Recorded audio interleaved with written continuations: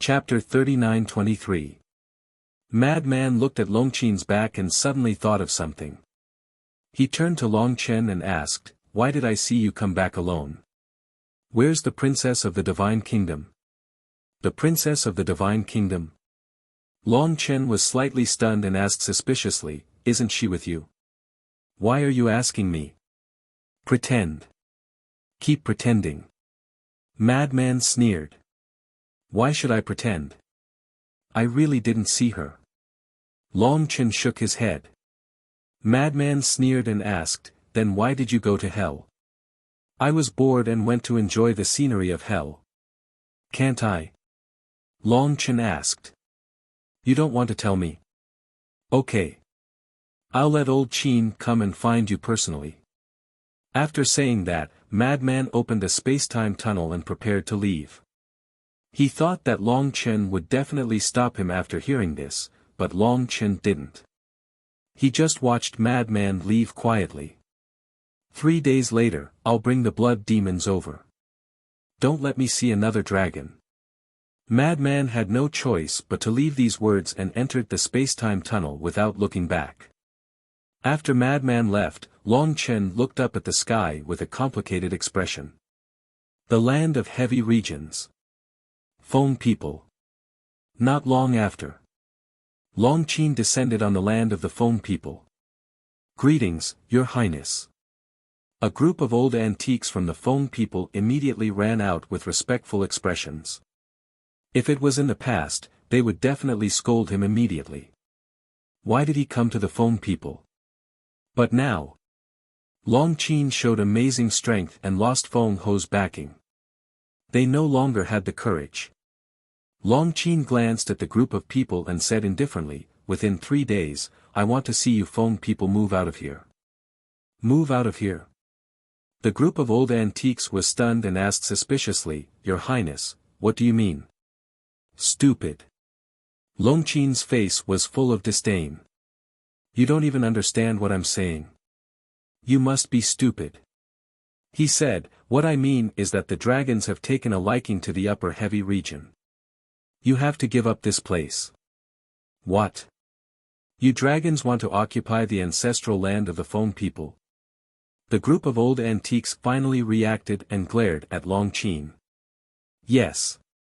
Longqin nodded. "On what basis?" "Madman told you to move out of the dragon nest, so you came to occupy our phoenix nest. What kind of logic is this? Do you think we are easy to bully?" The group of old antiques was seething with anger. "Yes.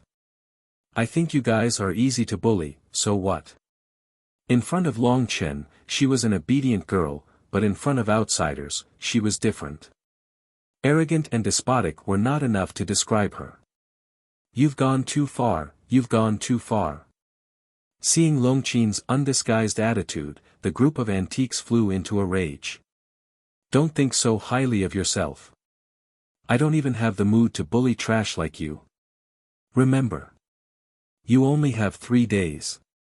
Otherwise, you'll be exterminated." Longqin smiled contemptuously, and a death precept appeared with monstrous power, surging toward the group of old antiques. Then, without waiting to see the result, he turned around and left directly. "Get out of the way." The group of old antiques' faces changed drastically, and they hurriedly fled for their lives. Boom! The death precept blasted into the mountain below. The area with a radius of hundreds of thousands of miles was instantly razed to the ground. Although the group of old antiques fled quickly, they were also affected by the shockwave. They all spat out mouthfuls of blood, and their faces turned pale. However, compared to their injuries, Longqin's attitude angered them more. Why did he ask them to move out of the heavy region? If he had the ability, he should go and settle the score with Madman. The phone people are finished. Around them, there were also many people gathered. There were men and women, old and young. They all saw this scene with their own eyes. Everyone's faces were full of despair. Especially the children of the phone people. Their faces were pale, and their bodies were trembling in extreme fear. Who said that the Feng people are finished? Stop right there. The group of old antiques, who were already angry, immediately became furious when they heard the desperate voices of their people. However, none of the people present uttered a word. Their eyes were incomparably miserable. Shut up, all of you. The people who bullied us are dragons. If you want to vent your anger, go find them. Why are you yelling at your own people? Do you only know how to fight among yourselves? The white-haired old woman flew over and looked at the group of old antiques angrily. His words made the group of old antiques feel ashamed and unable to show their faces. This is all our own fault. The white-haired old woman glanced at the shattered ground below, and then looked at the despairing people around her with a bitter smile on her face. What should the Feng people do now? Do they really have to leave the heavy region? Although the sky cloud realm was very big, apart from the heavy region, she really couldn't think of any other place where the Feng people could take shelter. The eastern continent, the western continent, the northern continent, and the southern continent were all the territories of the human race. Now the human race had the Feather Emperor and the Blood Ancestor. With the relationship between the Feng people and the two, it was impossible for the Feng people to enter the 4 continents. The Sky Cloud Realm. That was also the territory of the little rabbit. It was even more impossible for the little rabbit to take them in. Apart from that, there were 3 other forbidden areas left. However, the lunatic had already said that even the dragons had to leave the land of the Yin demons. And the Death Glacier was the territory of the Kirin clan. The remaining land of the buried gods was empty now, but who dared to go there? The land of the buried gods was now the battlefield between the Divine Kingdom and the Sky Cloud Realm. Not to mention the people below, even the white-haired old woman couldn't help but feel despair. The glorious Feng people, who were originally in charge of a forbidden area, couldn't even find a place to stay now. It was really sad. Were the Feng people really going to die? Hua Dahong. Suddenly, a shout was heard. Everyone followed the voice and saw a white-haired old man clenching his hands with a trace of decisiveness in his eyes. What's wrong? Hua Dahong looked at the white-haired old man and asked. The white-haired old man said, "You are Hua Wenchang's father and Hua Wu's grandfather. Go find them and ask them to help." Are we really going to find them? Some of the old antiques were immediately unhappy. What's wrong? Could it be that you have a way to solve the current problem? If you really have a way, fine, this old man will listen to you. You can do whatever you want. The white-haired old man said angrily. The group of people fell silent. The white-haired old man sighed and said, "Look at the people around you." The group of people raised their heads and looked at the people around them. Their eyes trembled slightly. At this moment, the surrounding clansmen were looking at them with eyes filled with disappointment. You can't even protect the clan's land. As the elders of the Feng people, as the hope in the eyes of the people, don't you feel that you have failed? 3 days ago, I suggested to find Hua Wenchang and Hua Wu, but did you listen? Not only did you not listen, but you also said that you were inviting wolves into the house. Now think about it again. Isn't that ridiculous? Do you still remember what I said to you before I left? If we don't invite the father and daughter back, the Feng people will be finished sooner or later. Did you believe me? You didn't believe me either. But what about now? Tell me, how far are the Feng people from being finished? Look at all of you. All of you are selfish and only think about yourselves. You don't think about the future of the Feng people at all. You don't think about the safety of the people. You still have the face to call yourselves virtuous and respected? Yes. I admit that I was selfish too. When Feng Ho snatched the inheritance, I didn't speak up for Hua Wu. But now, I know that I was wrong. But what about you? You're still stubborn even now. Do you really have to wait until the day the Feng people are finished before you come to your senses? Aren't you afraid of becoming the sinners of the Feng people? The white-haired old man shouted angrily. He was heartbroken. Such a powerful Feng people had been tormented to such a state. It was really a joke. Everyone lowered their heads. Their faces were filled with pain. Actually, when I think about it, this matter was originally Feng Ho's fault. Fire Dance, this child, has always been silently suffering grievances. If Feng Ho hadn't given the Frost Sparrow's sword to Bing Changtian and his daughter, which crossed her bottom line, I'm afraid this child wouldn't have done anything rebellious. Yes. She hasn't done anything wrong. We are the ones at fault. So now, we only have ourselves to blame for everything. We can't blame anyone else. The white-haired old woman sighed deeply. That's right. We can only blame ourselves for being too selfish. But now, it's not too late to make up for it. As long as we sincerely repent, I believe this child will forgive us. Hua Dahong, you have to find her. No matter what, you have to bring her and her father back because they are the only hope of the Feng people now. The white-haired old man looked at Hua Dahong and said in a deep voice. Hua Dahong struggled for a moment and sighed softly. He nodded and said, "All right, I'll go, but I can't guarantee it. After all, what we did this time really hurt Wu Er's heart. Just do your best. But we also have to be prepared for the worst." Judging from Longqin's attitude, the dragons definitely have no room for negotiation.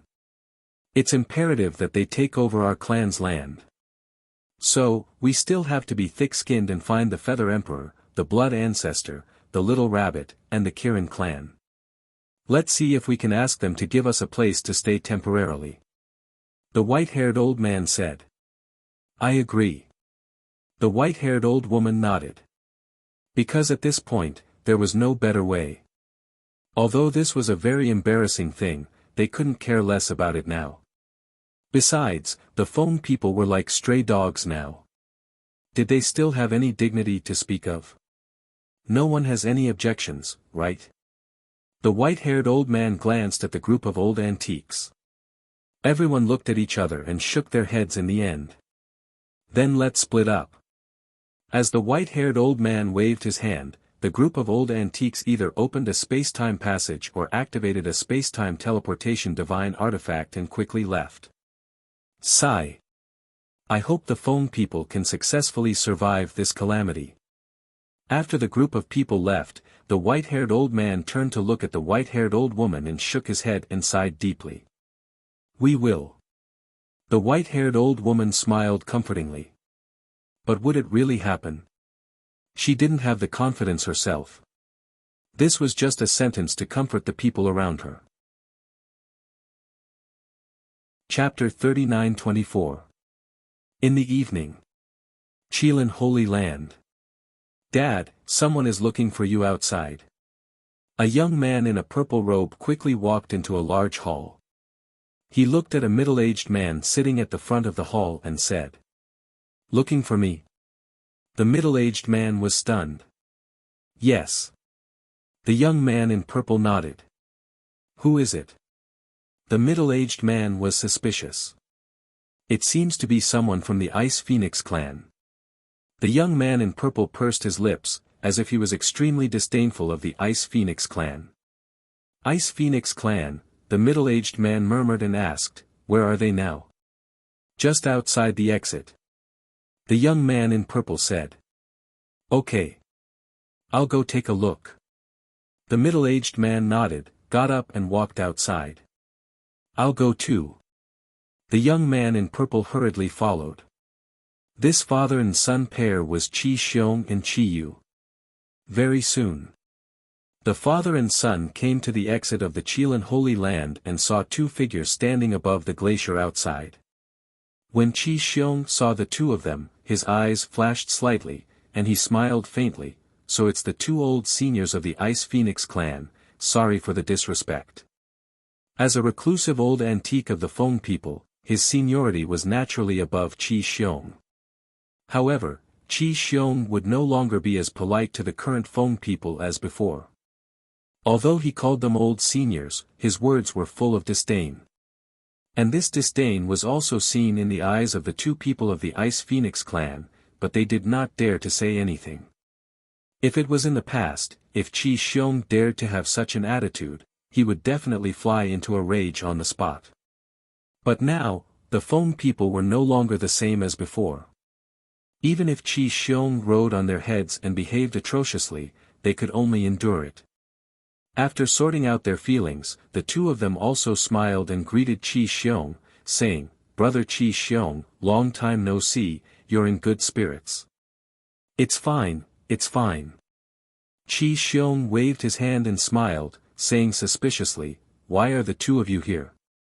"Brother Qi Xiong, aren't you asking the obvious?" The two of them shook their heads and sighed. Qi Xiong's eyes flashed and he smiled, "I really don't know, please enlighten me." "Dad. Is there a need to say it? They must be here to seek asylum." Qi Yu, who was standing below, glanced at the two of them. Did the two of them hear that? Their faces turned green and red at the same time. Even a junior like this dared to humiliate them in front of their faces. Don't be rude." Qi Xiong raised his eyebrows and glared at Qi Yu. Then, he turned to look at the two ice phoenixes. He smiled apologetically and said, "My son is naughty. Please forgive me. I'm fine. Your son is also a true man." The two waved their hands and laughed. How frustrating. They clearly knew that the other party was mocking them. But he couldn't get angry. He even had to flatter her. If it was in the past, how could he endure such vexation? Qi Xiong smiled and said, "Then tell me, why are the two of you looking for me? What are you trying to do?" "I won't hide it from you, little brother. We really are here to ask for help." The two of them sighed. As expected. When Qi Yu heard this, a sneer crept up on his face. Qi Xiong's eyes twinkled as he asked, "Aren't the Feng people doing well now? Why are you asking for help?" These words were a little sarcastic. Feng Ho had died. The sovereign divine weapon had also left with Huo Wenchang and his daughter. How could the Feng people be doing well? But the two of them were still not angry. "Brother, you don't know. Although Feng Ho has died, Huo Wu, that traitor, she also took away all the sovereign divine weapons. But during this period, the Feng people have been relatively calm. But it was just today. The people of Longqin came to the Feng people and said that they want our land. They asked us to move out of the Feng people within 3 days. Don't you think that they are bullying us?" The two of them said angrily. "What? The dragons want to occupy your land?" Qi Xiong was stunned. Qi Yu's face was also filled with shock. They really didn't know about this. Because Longqin went to the phoenix nest alone during the day. And there were no outsiders present at that time, so the news hadn't spread. Yes. The two of them nodded. How is this possible? No matter how unreasonable they are, they can't occupy other people's land. Did you do something to offend the dragons? Qi Xiong frowned. Brother, do you think we are stupid? The brother and sister who are guarding the dragons now are even more terrifying than the Dragon King. No matter how bold the Feng people are, we don't dare to offend them. The two of them smiled bitterly. Then why? Qi Xiong was puzzled. One of the old antiques sighed and said, "You should have heard that Madman Mo wants to occupy the dragon nest, right?" Yes. Qi Xiong nodded and said with a frown, "Do you mean that Longqin occupying the phoenix nest has something to do with this?" Of course. Madman Mo asked the dragons to leave the dragon nest, so the dragons will definitely choose another land. So, the dragons have their eyes on the phoenix nest. The two of them said with righteous indignation. Why would they target you? Qi Xiong was puzzled. Qi Yu walked to Qi Xiong's side and mocked without hiding it, "Father, you are really smart but stupid at this time. The dragons will target the Feng people, it must be because the Feng people are too weak now. Without Feng Ho, without the sovereign divine weapon, the Feng people were already at the bottom of the sky cloud realm. If they didn't bully them, who would they bully? Qi Xiong's heart trembled. This was really hitting a dog when it was down. However, even if he was a selfish person, he couldn't help but want to say that they deserved it. The Feng people's current sorry state was completely their own fault. If these people had treated Huo Wenchang and his daughter better in the beginning, would the Feng people have reached this point? No. Because as long as Fire Dance was in the Feng people, even if Feng Ho fell, the Feng people's current status would not change. Maybe they were even stronger than when Feng Ho was here. The reason was simple. Fire Dance's relationship with Qin Feiyang and the others was too good. And she was still lovers with the golden-winged Wolf King. With this relationship, the Feng people would definitely be able to get the support of Qin Feiyang and the others. In the current sky cloud realm, who would dare to ignore Qin Feiyang and the others? A casual word from them could keep the Feng people peaceful forever. Naturally, they would not be bullied by the dragons now. Faced with Qi Yu's repeated insults, the two old antiques from the Ice Dragon clan tried their best to endure it. They looked at Qi Xiong and pleaded, "Brother, no matter what, please lend a helping hand in this matter. After all, the relationship between our two clans has always been good. The other party is the dragons. What can I help you with?" Qi Xiong shook his head and sighed. The strength of Long Chen and Long Qin was obvious to all. Even the geniuses of the Divine Kingdom were not their opponents. Who would dare to provoke them? As for the relationship between the Feng people and the Qilin clan, it was a joke.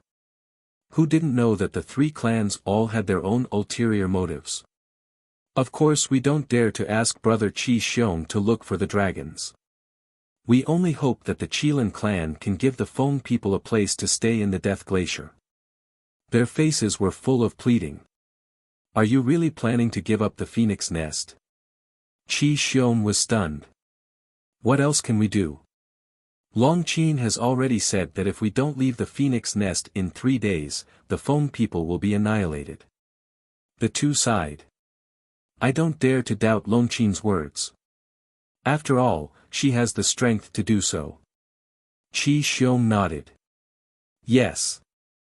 3 ultimate profundities and a mid-level sovereign weapon. Who dares to go against her? The two felt helpless. How did they provoke these fiends? This, you should look for my nephew, Qi Xiaoyun, right? After all, he is the one who can make the decisions for the Qilin clan now. Qi Xiong frowned. At the mention of Qi Xiaoyun, both Qi Xiong and Qi Yu had a displeased expression. We've thought about it. But after considering his relationship with Qin Feiyang, we don't want to take the risk. We still want to ask for your help. After all, you have a high status in the Qilin clan. You should be able to make the decision for such a small matter. Moreover, we promise that so long as you agree, the Ice Phoenix clan will follow your lead in the future. Qi Xiong was stunned. When Qi Xiong heard this, he was stunned. Was he pledging loyalty to him? The two old antiques glanced at the father and son duo and said, "We all know about the grudges between you two and Qin Feiyang's group. We also hate them. As the saying goes, the enemy of an enemy is a friend. Moreover, if we join forces, our chances of success will definitely be greater. Moreover, for brother, there won't be any losses." When Qi Xiong heard this, he could not help being tempted. "Father, we only need to find a place for them in the Death Glacier to gain the support of the Ice Phoenix clan. This is indeed a good thing. Moreover, haven't you always wanted to fight for power with Qi Xiaoyun? If we want to fight for power with him, we need a faction of our own." Qi Yu transmitted. Qi Xiong was tempted. "What are you doing here?" Suddenly, a cold voice rang out. The four were alarmed. They hurriedly looked down and saw an old man standing below. It was the old man with the white beard. Why is this damned old man here? Has he been monitoring our movements? Qi Yu was bewildered. Qi Xiong's heart trembled. Monitoring their movements. If that was the case, it was definitely Qi Xiaoyun's idea. In other words, Qi Xiaoyun was already wary of them. At that thought, Qi Xiong's scalp went numb. Leave. The Feng people's matter has nothing to do with the Qilin clan. Moreover, the Death Glacier is too small. We can't accommodate so many people from the Feng people. The old man glanced at Qi Xiong and his son before looking at the two old fogies.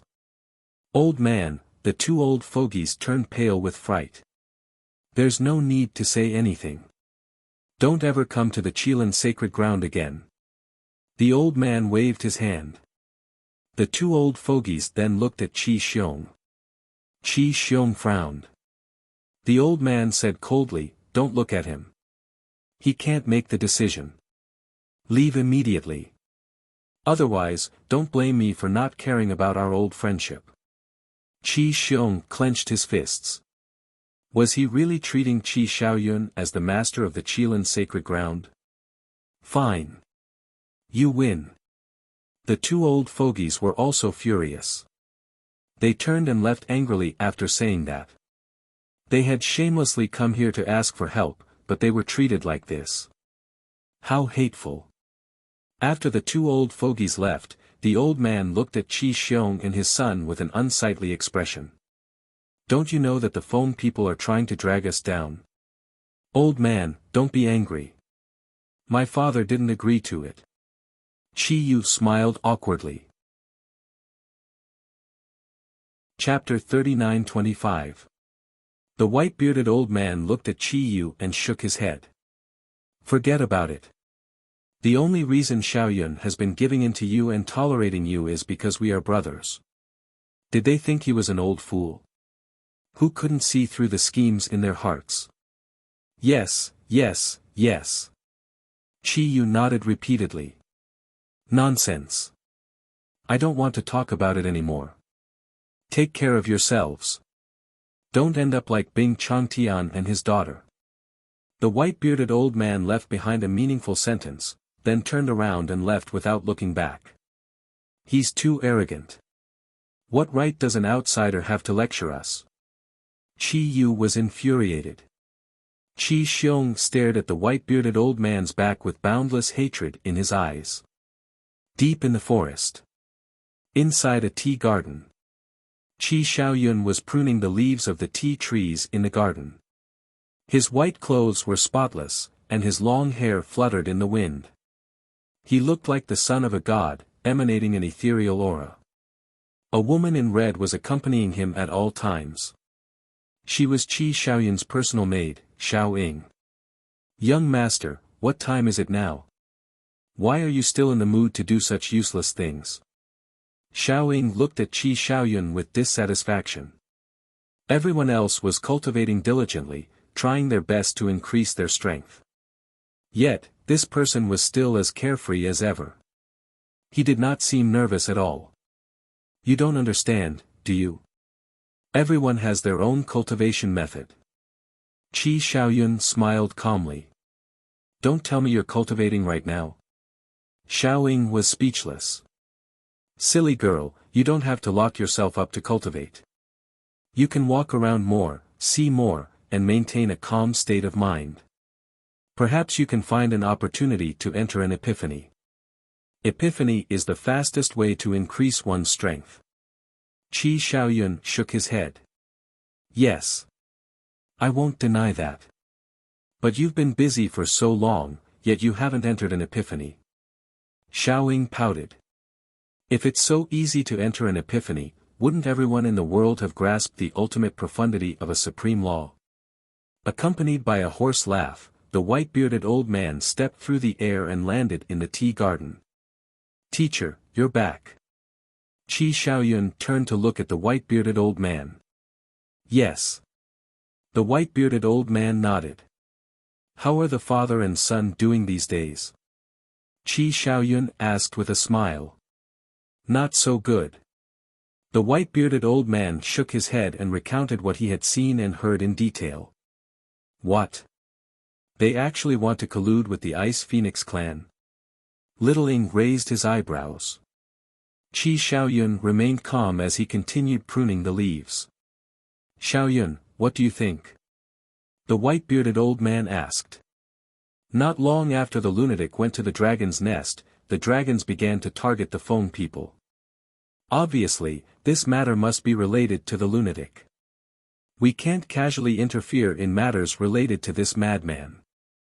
We'll talk about it later. The Feng people have only themselves to blame for their current situation. They don't deserve any sympathy. Qi Xiaoyun shook his head.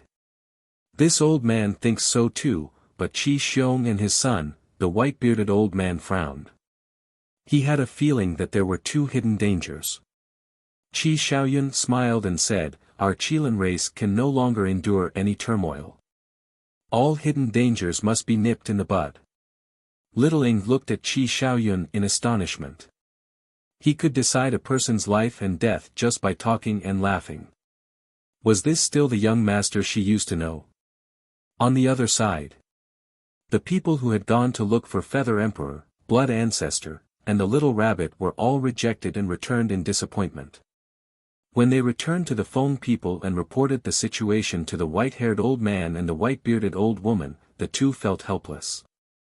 They could only pray that Huadahong would be able to find something. However, on the evening of the second day, Huadahong returned. He was not happy at all. Instead, he was furious. Their eyelids twitched when they saw Huadahong's expression, but they still held a trace of hope. The white-haired old woman asked, how did it go? Let alone help, I didn't even see them. Huadahong said angrily. Why? Everyone was puzzled. Huadahong said angrily, we don't even know where they are now. Then go look for the Devil Palace. With the relationship between the three giants of the Devil Palace and them, they definitely know where they are. The white-bearded old man frowned. Of course I know where to look for them. And for the past 2 days, I've been begging them at the Devil Palace. But no matter how much I begged, they didn't reveal the whereabouts of Qin Feiyang and the others. If it weren't for the sovereign divine weapon, would have razed the Devil Palace to the ground. Huadahong was furious. When the white-haired old woman heard this, her expression changed drastically. She hurriedly said, don't do that. With the relationship between the Devil Palace and Qin Feiyang and the others, if you really do that, it will definitely bring disaster to the Feng people. I know. Huadahong waved his hand and looked at everyone. Then what should we do now? What else can we do? We can only leave the Feng people first and think of a way. The white-bearded old man sighed. Wait. Suddenly, the white-haired old woman looked at Huadahong and asked, did you contact Fire Dance directly? Yes. Fire Dance, Wenchang, Zihui, I tried to send a message to them, but none of them responded to me. What a bunch of unfilial children. Huadahong was so angry that he was about to vomit blood. Sigh. It seems that they want to completely cut off their relationship with us. Then arrange for our clansmen to retreat first. The white-haired old woman sighed. Where to? The white-haired old man asked. Land of the buried gods. The white-haired old woman struggled for a moment before spitting out these 4 words with difficulty. Her voice was filled with bitterness and helplessness. Land of the buried gods. Core area. When Madman returned that day, he informed Qin Feiyang about Long Chen's return. But the key point was, Pei Dason had been monitoring the outside, but he did not see the princess of the Divine Kingdom appear. Therefore, it could be seen that the princess of the Divine Kingdom did not return with Long Chen. As for Long Chen saying that he didn't know, it was purely bullshit. The fire python had seen it with his own eyes in the Nether King's hell, how could it be fake? Moreover, on the same day, Madman went to the Nether King's hell alone. Firstly, it was to confirm whether the princess of the divine kingdom was still in the great Qin. Secondly, it was to transfer the blood demon race from the Nether King's hell. In fact, Qin Feiyang was opposed to transferring the blood demon race. How should he put it? The blood demon race's overall strength was too weak. Bringing them to the Sky Cloud realm might not be a good thing. After all, the Sky Cloud realm was facing a strong enemy, the divine kingdom. It was safer for the blood demon race to stay in the Nether King's hell. But Madman also had his own ideas. The sooner he brought the blood demon race to the Sky Cloud realm, the sooner he could get rid of the shackles of the Nether King's hell. In other words, in the future, the cultivation of the blood demon race would not be limited to the perfection Nine Heavens realm. Regarding this, Qin Feiyang did not say much. Because Madman was the reincarnation of the blood demon king. It was his right and freedom to arrange the blood demon race. Moreover, according to Madman, King Yu, Big Shui, and the others were also eager to return to the Sky Cloud realm after learning about the history of the blood demon race. Even King Yu and the others wanted to return to the Sky Cloud realm. As an outsider, it was naturally not good for him to interfere too much. 3 days passed. Madman arrived in the sky above the dragon nest as expected. The dragons had already left, not leaving behind a single crystal vein. It was empty. Moreover, the barrier of the heavenly god's sword had also disappeared. The entire core area was filled with a layer of Yin demon power. The flowers, plants, and trees had all decayed under the erosion of the Yin demon power. It was like a purgatory of death. However, all of this did not affect the blood demon race much. Because like Madman, the Yin demon power was also helpful to their cultivation. However, the Yin demon power was far more terrifying than the evil power. With their current cultivation, they were still unable to absorb and refine it without restraint. Therefore, after Madman arrived at the dragon nest, he once again set up a barrier to isolate the Yin demon power. Only a small amount of Yin demon power was left, allowing the blood demon race to slowly adapt. Returning to their ancestral homeland, King Yu and the others were also filled with emotion. They never thought that the blood demon race would have such a glorious moment. Even more so, they never thought that the blood demon race was once the overlord of the Sky Cloud realm. After settling everything, Madman gave King Yu some instructions and left the Yin demon land. The dragons had also entered the Phoenix Nest. They officially changed the name to Dragon Nest and announced to the outside world that the Death Glacier would be the dragon's home in the future. Black Tortoise Realm. Seeing Madman return, Qin Feiyang said with a smile, "Now, your wish has been fulfilled." And Madman nodded with a smile as if a heavy burden had been lifted from his shoulders. Qin Feiyang asked, "The imprints of the creatures of the Nether King's hell have been removed, right?" "Of course. Moreover, the remaining evil power of the Nether King's hell has been absorbed by me. Now, the creatures of the Nether King's hell are the same as us, able to absorb essence to cultivate." Madman nodded. "What about the blood demon race?" Qin Feiyang asked. "Their imprints have also been removed. However, this will not affect their ability to absorb the evil power. On the contrary, not only can they absorb the evil power, but they can also absorb the essence of heaven and earth. It's just that in the future, they will no longer be able to borrow the power of the source of all evil. It can be said that there are gains and losses." Madman sighed. "They were able to borrow the power of the source of all evil before you merged with it. Now that you have merged with it, they shouldn't be able to borrow this power even if they want to." Qin Feiyang was suspicious. "That's right." Madman nodded. "The Yin demon power of the Yin demon land isn't endless. In the past, it was because no one could absorb it that the Yin demon power existed. Now, with the return of the blood demon race, won't they sooner or later absorb all the Yin demon power?" Qin Feiyang frowned. "That's for sure. However, I also have a hunch that the blood demon race will be like me in the end. After the evil power and the Yin demon power merge, it will transform into the blood demon power. This can also strengthen their strength.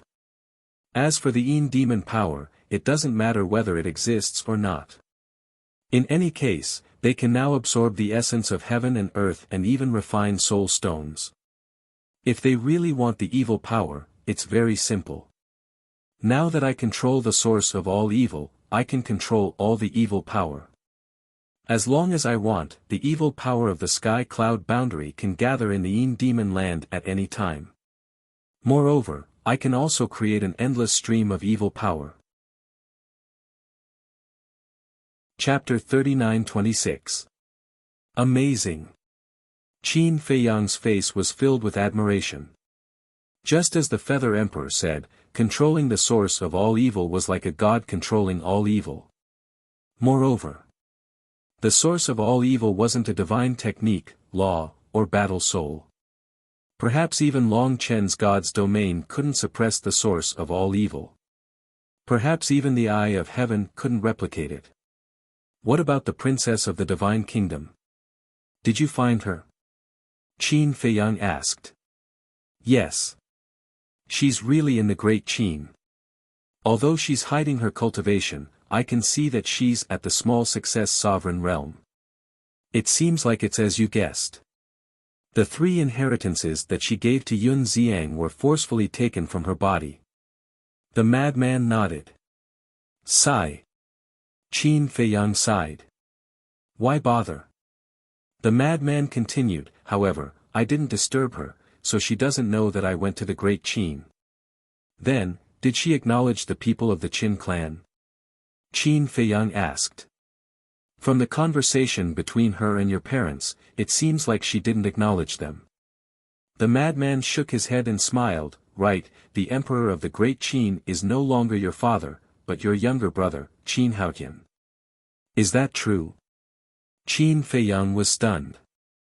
Of course it's true. However, according to what I heard, it seems that your father spent a lot of effort to let him inherit the throne. In the end, it seems that your parents sneaked out of the imperial capital and hid in a small place on the forgotten continent.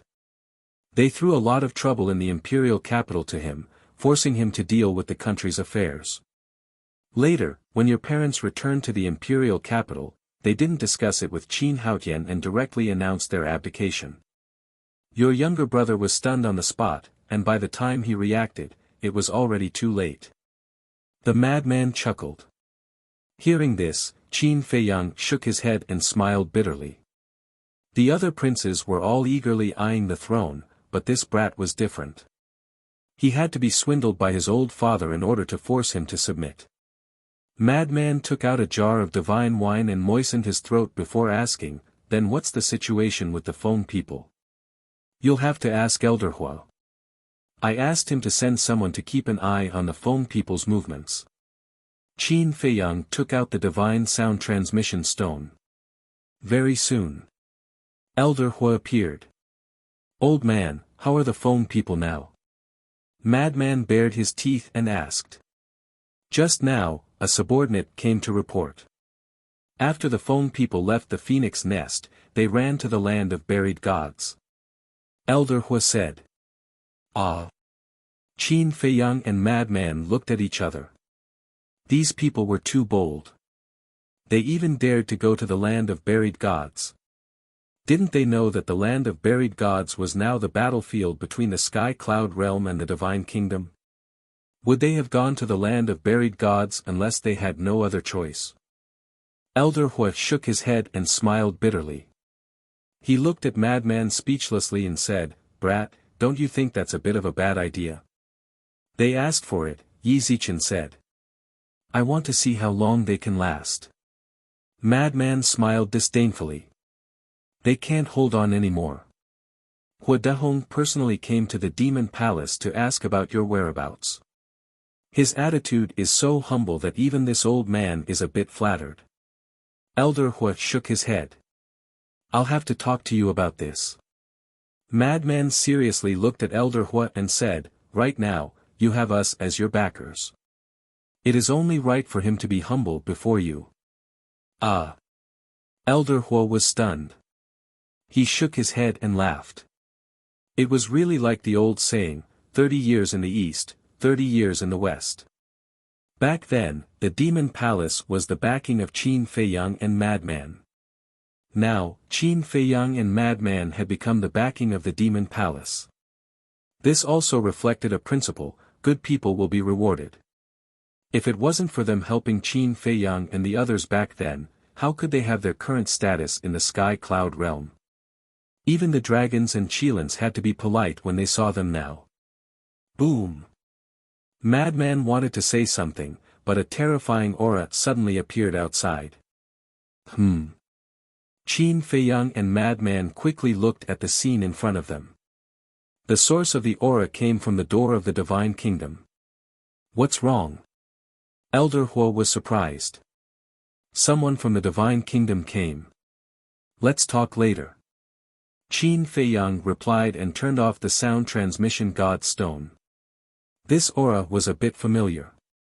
It seemed to be the purple gold divine dragon that fought against the Blood Demon King. As the aura became more obvious and stronger, Qin Feiyang was finally sure that it was this person. At the same time, Madman also stared at the door of the Divine Kingdom. Although he hadn't officially seen this person with his own eyes, he could recognize this aura after he recovered his memories. Shwa! A few seconds later, a middle-aged man walked out of the door of the Divine Kingdom. He wore a purple gold robe and his eyes were filled with anger and killing intent. As soon as he appeared, he shouted, "Madman Mo, get over here right now." His voice was like a bell that resounded in all directions. Ah! Qin Feiyang looked at Madman in shock and said, "He's here specifically for you." "Great, I also want to meet him. Let's see how much he's improved after all these years." Madman chuckled. Qin Feiyang shook his head and laughed. With a wave of his hand, Madman immediately appeared outside. He looked up at the middle-aged man and laughed. "Why are you looking for me?" The middle-aged man looked down at Madman. "He's actually hiding in the core area." Madman stepped out and landed in front of the middle-aged man. The middle-aged man looked at Madman and muttered, "Apart from your looks, you really look like him." "Look like who?" Madman smiled playfully. "Blood Demon King." The middle-aged man said word by word in a deep voice. "Who are you to Blood Demon King?" Madman suddenly realized and said jokingly, "Take a guess." This person must have learned of his methods from the mouth of the god race woman, so he came to the Sky Cloud realm to question him. From this, it could be seen. This person also hated his previous life's Blood Demon King to the extreme. Not interested. The middle-aged man shook his head. His eyes were aggressive. "On the contrary, I'm very interested in you. Make your move." The geniuses of your Divine Kingdom have been challenging people of our Sky Cloud realm for half a year, not even letting off the older generation. Now, I'm going to challenge you, old bastard. Madman snickered. Courting death. The middle-aged man's eyes turned cold. "Don't worry, I won't say you broke the agreement." Madman's face was full of provocation. "Good." The middle-aged man waved his hand. Accompanied by the emergence of the law of space and time, a river of stars with the power to destroy the world poured down from the sky. Don't hold back. Take out your full strength. You can even take out your sovereign weapon. Madman laughed. The law of space and time, the law of destruction, the law of thunder, and the law of slaughter, the four ultimate mysteries were all activated in an instant. The aura of destruction suddenly roared in the sky above the core area. "Sure enough, you have mastered the four ultimate mysteries." The middle-aged man was shocked. When he heard the words of the god race woman, he still didn't believe it. For ultimate mysteries, even in the Divine Kingdom, would make one a peerless monster. How could such a small place like the Sky Cloud realm give birth to such a monster? But he didn't expect it to be true. Boom! Without hesitation. The law of death and the law of slaughter surged out. 2 ultimate mysteries appeared in an instant. 3 ultimate mysteries. This is your growth over the years. Even those geniuses of the god race are about to surpass you. What face do you have to call yourself an older generation figure of the divine kingdom? Moreover, you are a purple gold divine dragon. Aren't you shaming the purple gold divine dragon clan? The madman laughed loudly, and the 4 ultimate mysteries attacked. When the man of the divine kingdom heard this, his face instantly turned gloomy to the extreme. The 3 ultimate mysteries shattered the sky and attacked madly. Boom! In an instant. The 7 ultimate mysteries met. A wave of apocalyptic energy instantly surged in the core region. Facing absolute suppression, the 3 ultimate mysteries of the man of the divine kingdom shattered on the spot, and he spat out a mouthful of blood. Back then, the blood demon king actually died in the hands of trash like you. I really feel sorry for him. The madman laughed wildly, his face full of contempt. Who are you to the blood demon king? The man of the divine kingdom roared. Accompanied by a loud clang, a purple gold ancient palace appeared. It instantly grew to several hundred feet, like a mountain, emitting a monstrous divine aura. Looking at this sovereign weapon, the murderous intent in the madman's eyes intensified. Back then, it was this sovereign weapon that had heavily damaged the blood demon tower. Roar! Accompanied by a beast-like roar, the madman's body surged with killing intent. In an instant, he turned into a giant. You, the man of the divine kingdom, stared at the madman, his eyes trembling violently. After transforming, the madman's aura was even more similar to the blood demon king's. Could he be a descendant of the blood demon race? Impossible. The blood demon race was almost wiped out in the Nether King's hell. Moreover, as far as he knew, the blood demon king didn't have any descendants. Shatter for me. The madman laughed, and the mark of all evil appeared between his eyebrows. The giant hand covered the sky and grabbed at the ancient palace. As a sovereign weapon, the ancient palace felt a great sense of danger. Was this an illusion? Even the blood demon race couldn't pose a threat to a sovereign weapon. But soon, it knew what regret was. The madman's giant hand fell and grabbed it. The power of the source of all evil surged out. The first to be heavily injured was the artifact spirit, and it screamed on the spot. The source of all evil's power was all-pervasive as it crazily strangled the artifact spirit. What kind of power is this? The artifact spirit controlled its body and frantically struggled. However, no matter how hard it tried, it couldn't escape from the madman's palm. Even though it's a pity to destroy a sovereign weapon, you deserve to die. The madman smiled sinisterly, and his strength erupted without holding back. The ancient palace began to shatter. No, the artifact spirit roared. An aura of death shrouded over. How is this possible?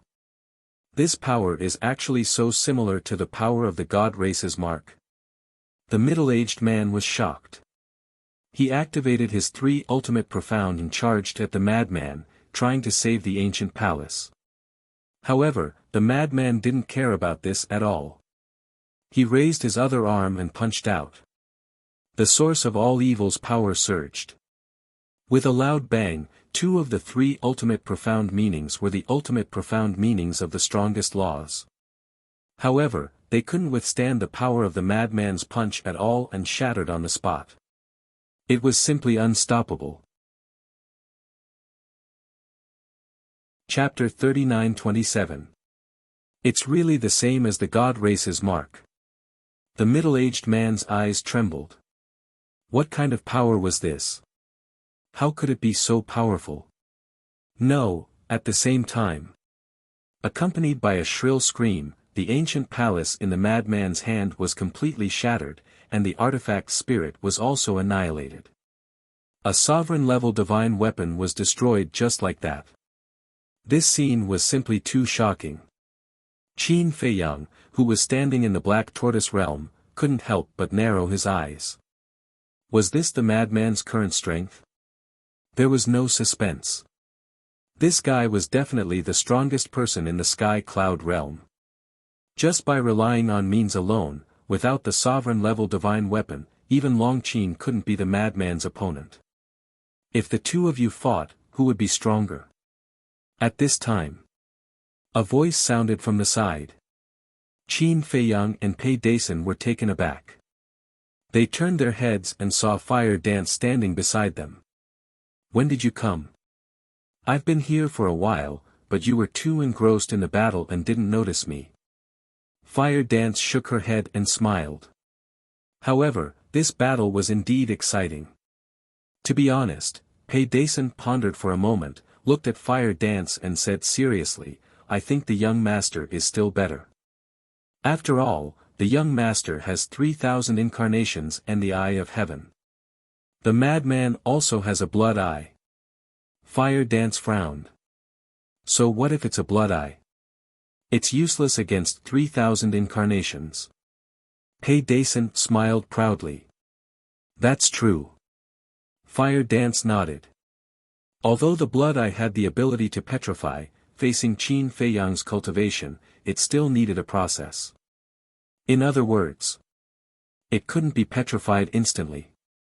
As long as it couldn't be petrified instantly, Qin Feiyang could have 3,000 incarnations. The root of all evil's power was indeed powerful, able to suppress ultimate profound. However, what if it was 3,000 ultimate profound, or even 6,000 ultimate profound, or even 9,000 ultimate profound? Any kind of power had a limit. You could crush one ultimate profound, but it didn't mean that you could crush 10, 100, or even 1,000 ultimate profound. Anyway, no matter what, they are all monsters. Pei Dason smiled bitterly. The white-eyed wolf had deprived him of his cultivation base, his fighting soul, and his laws. The mad scientist controlled the source of all evil and possessed power that surpassed the ultimate profound.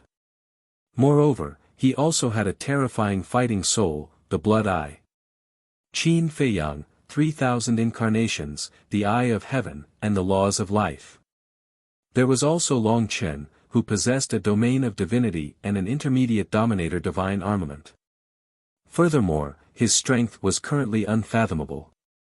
Of these four, any one of them was an existence that made people tremble in fear. I agree with that. Fire Dance nodded. It's so stressful to be with these monsters. You guys are too imaginative. I don't know about Long Chen, but between senior brother Feng Zi and the white-eyed wolf, we will never be able to fight, so there is no such thing as who is stronger and who is weaker. Qin Feiyang looked at the two of them speechlessly, then continued to look at the battlefield outside.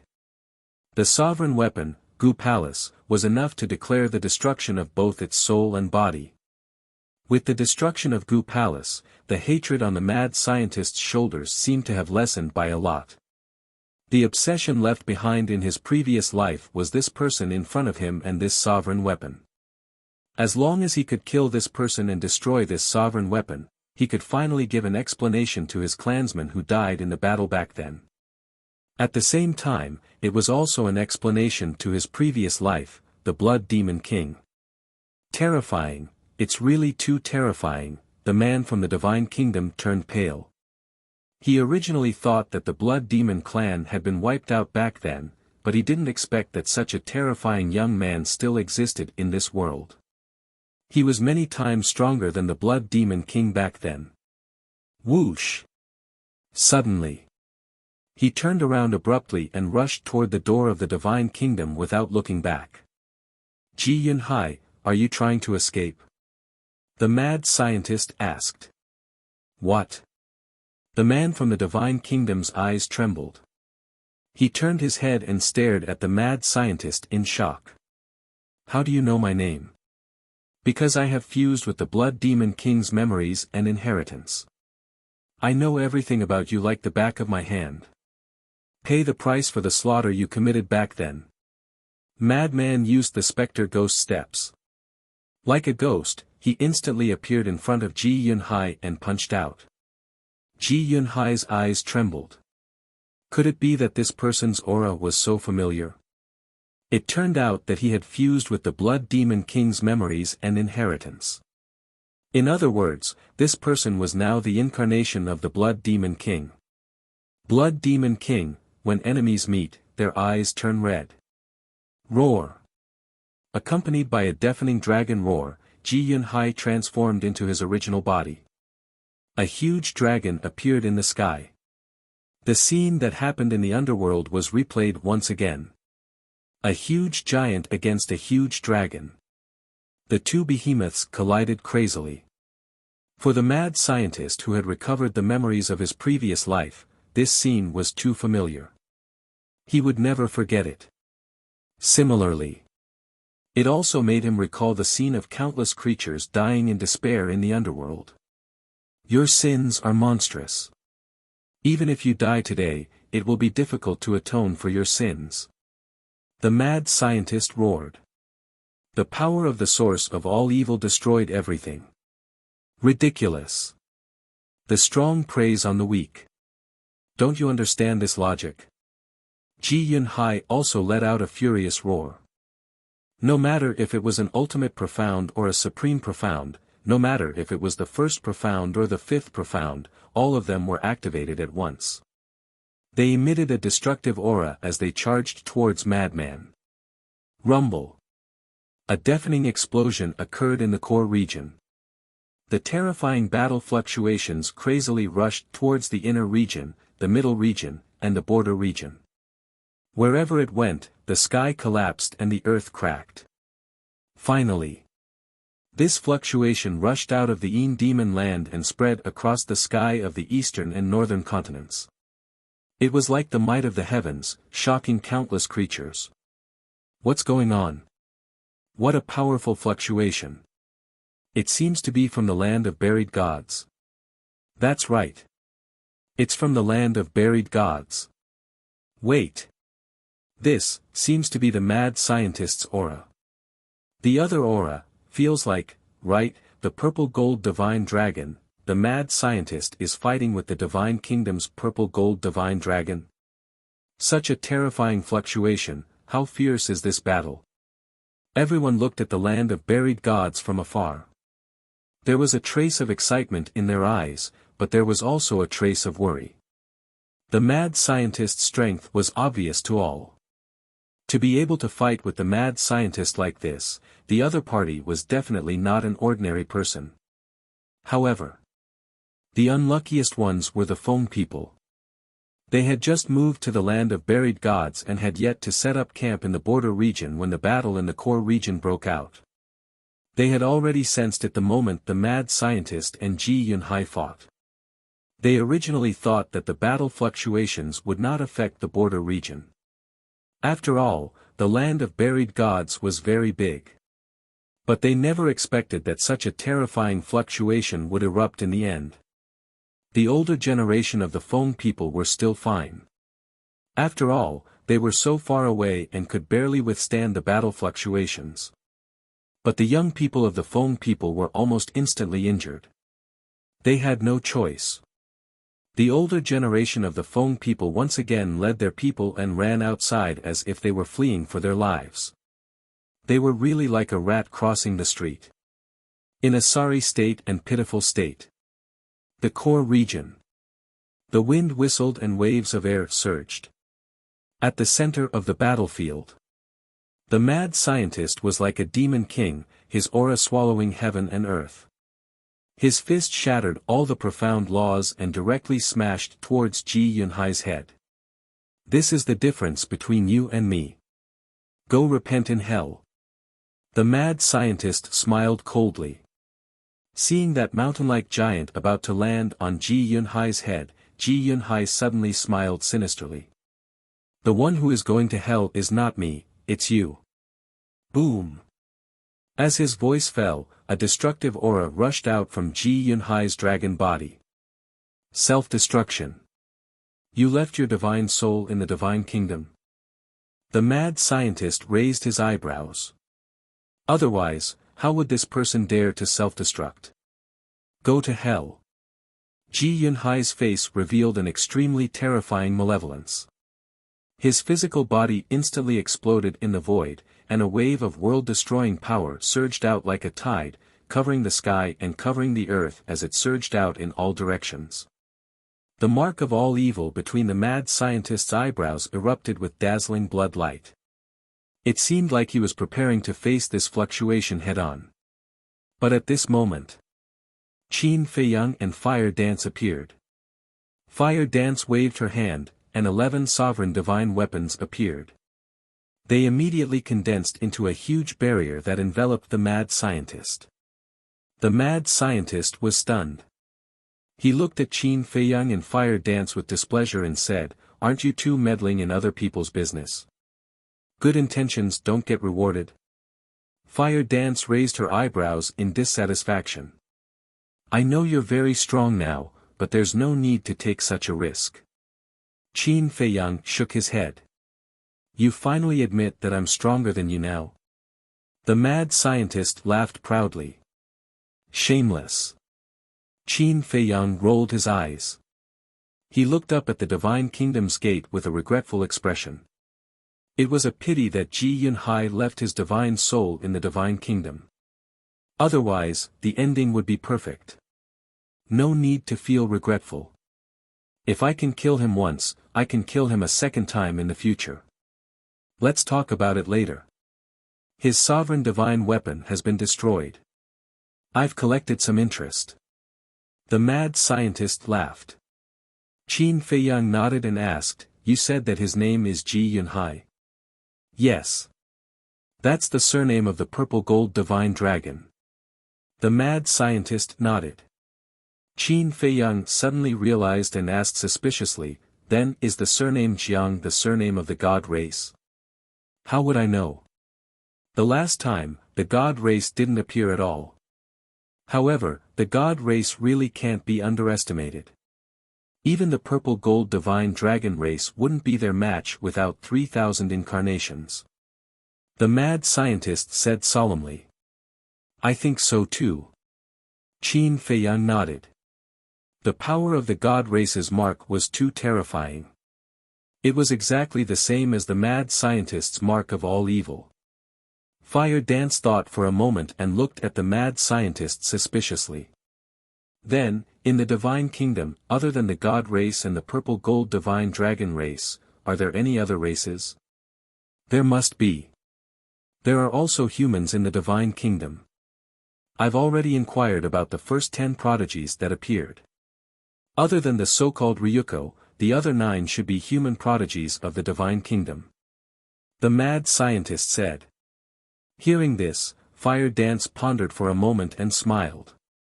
It seems that the status of humans in the Divine Kingdom is inferior to the purple gold divine dragon race. Because at that time, the 9 human prodigies were very respectful to Ryuko. You're still worried about their situation? Back then, it was these damned people who crazily invaded our sky cloud realm with the purple gold divine dragon race. The mad scientist snorted coldly. I'm not worried about their situation. I'm just a little curious about the situation of the Divine Kingdom. Fire Dance shook her head and smiled. Chapter 39-28. The speaker didn't mean it, but the listener did. When Qin Feiyang and Madman heard Fire Dance's words, they immediately looked up at the gate of the Divine Kingdom, their eyes flickering. Don't let your imagination run wild. After being together for so long, Fire Dance had already figured out the characters of Qin Feiyang and Madman. Looking at the eyes of the two, she knew that these two guys must be thinking about the Divine Kingdom. Don't say it. I really want to go to the Divine Kingdom to take a look. Qin Feiyang chuckled. As expected of brothers, we all think of the same thing. Madman smiled slyly. As expected. Fire Dance rolled her eyes. I had this idea before, but at that time, you and White-Eyed Wolf hadn't come out of seclusion, so I wasn't confident. But now, I think we can give it a try. Qin Feiyang looked at Madman and said. When Fire Dance heard this, she hurriedly said, "Hey, hey, hey, don't take it seriously." But the two turned a deaf ear and discussed enthusiastically. "Just us and Brother Wolf shouldn't be enough. How about we call Long Chen and Long Qin?" Madman smiled slyly. "Good idea. Dragging the siblings into the water is tantamount to tying up the ice dragon." Qin Feiyang nodded. "That's right. If anything happens to the siblings in the Divine Kingdom, I don't believe that Ice Dragon will sit back and do nothing. It's best to call that mysterious young man as well. That guy's strength is unfathomable. He will definitely be of great help." "Makes sense. But where can we find this young man now? What's so difficult about this? With our current status in the Sky Cloud realm, we just need to casually give an order, and the people of the 4 continents will help us find him." Listening to the conversation between the two, Fire Dance couldn't help but rub her forehead. Why was it so troublesome? Wasn't he comfortable staying in the Sky Cloud realm to defend? Why did he have to go to the Divine Kingdom to take this risk? Besides, would the Lord of the Divine Kingdom let you enter the Divine Kingdom? Don't joke around. A person like the King of the Divine Kingdom would only allow himself to invade other continents, but would never allow anyone to invade his territory. Madman suddenly looked up at Fire Dance and asked, "Why are you still here?" Fire Dance was stunned. What did he mean by that? She had been standing by the side the whole time, didn't she see? He dared to treat her as heir. "What I mean is that the Feng people are in the land of buried gods. Aren't you going to see them?" The madman smirked. "My love has not overflowed to the point of sympathizing with those who once hurt me." Fire Dance coldly snorted. She also knew about the Feng people's current situation. When Qin Feiyang and the mad scientist sent a message to Elder Hua, she was watching from the tea garden. "Ah!" Madman looked at Fire Dance in surprise. Now, this woman's performance really made people look at her in a new light. "Anyway, for now, I have to help keep an eye on you. Don't do anything stupid." Fire Dance said expressionlessly. "What do you know?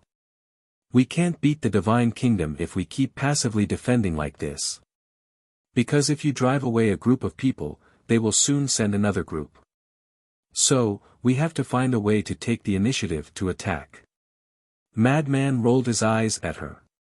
"But we can't just charge into the Divine Kingdom."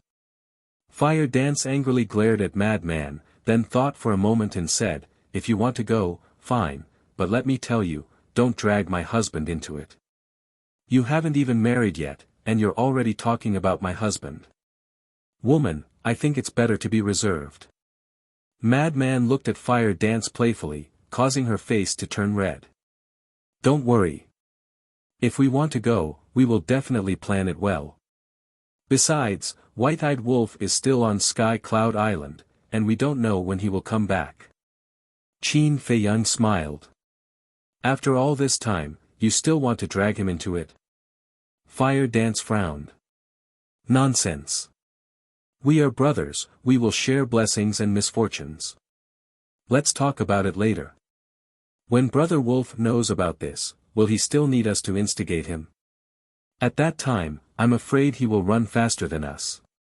Madman said sneakily. "Sigh. I can only say that he is careless in making friends." Fire Dance sighed helplessly. "You are just jealous of the friendship between us brothers." Madman laughed loudly. "I'm jealous, so what? Anyway, he has a family now. Shouldn't you think about me, his family?" Fire Dance immediately pouted in a fit of pique. "Don't worry about this. I will never let you be a widow." Madman bared his teeth. "Damn Madman, what are you talking about?" Fire Dance gnashed her teeth in anger. Still embarrassed. "Brother Wolf already said that you guys have already, that." Madman pursed his lips. "What?" Fire Dance was suspicious. "We are all on the same side, what is there to hide? It's nothing more than that between men and women." Madman despised. Fire Dance's cheeks turned red again, and she said angrily, how can there be such a thing? He is talking nonsense. Huh? Madman and Qin Feiyang looked at Fire Dance in astonishment. Really? We are still, in a very pure relationship. Fire Dance lowered her head, blushed, and said embarrassedly. It can't be. That damn wolf cub lied to us. Qin Feiyang and Madman frowned. Fire Dance asked suspiciously, when did he say that to you? Madman said, it was when he gave you the inheritance of the law of fire in the Sky Bell Divine Treasury. No wonder you said so many strange things at that time, about having a child early, about growing old together, so. Fire Dance was furious when she heard that. This bastard actually dared to talk nonsense outside. Wasn't this ruining her reputation? Oh. Qin Feiyang and Madman were still fine because they were on the same side, but if outsiders knew about it, how would they talk about her? Qin Feiyang looked at the angry Fire Dance and said angrily, this bastard is really too much. Not only did he ruin your reputation, but he also deceived us. Senior brother, let's go to Sky Cloud Island to settle the score with him now. Okay. Madman nodded. Don't, seeing this, Fire Dance hurriedly stopped the two and said with concern, maybe he is in seclusion now. It's better not to disturb him. Aren't you angry? We will help you teach him a lesson. Madman frowned.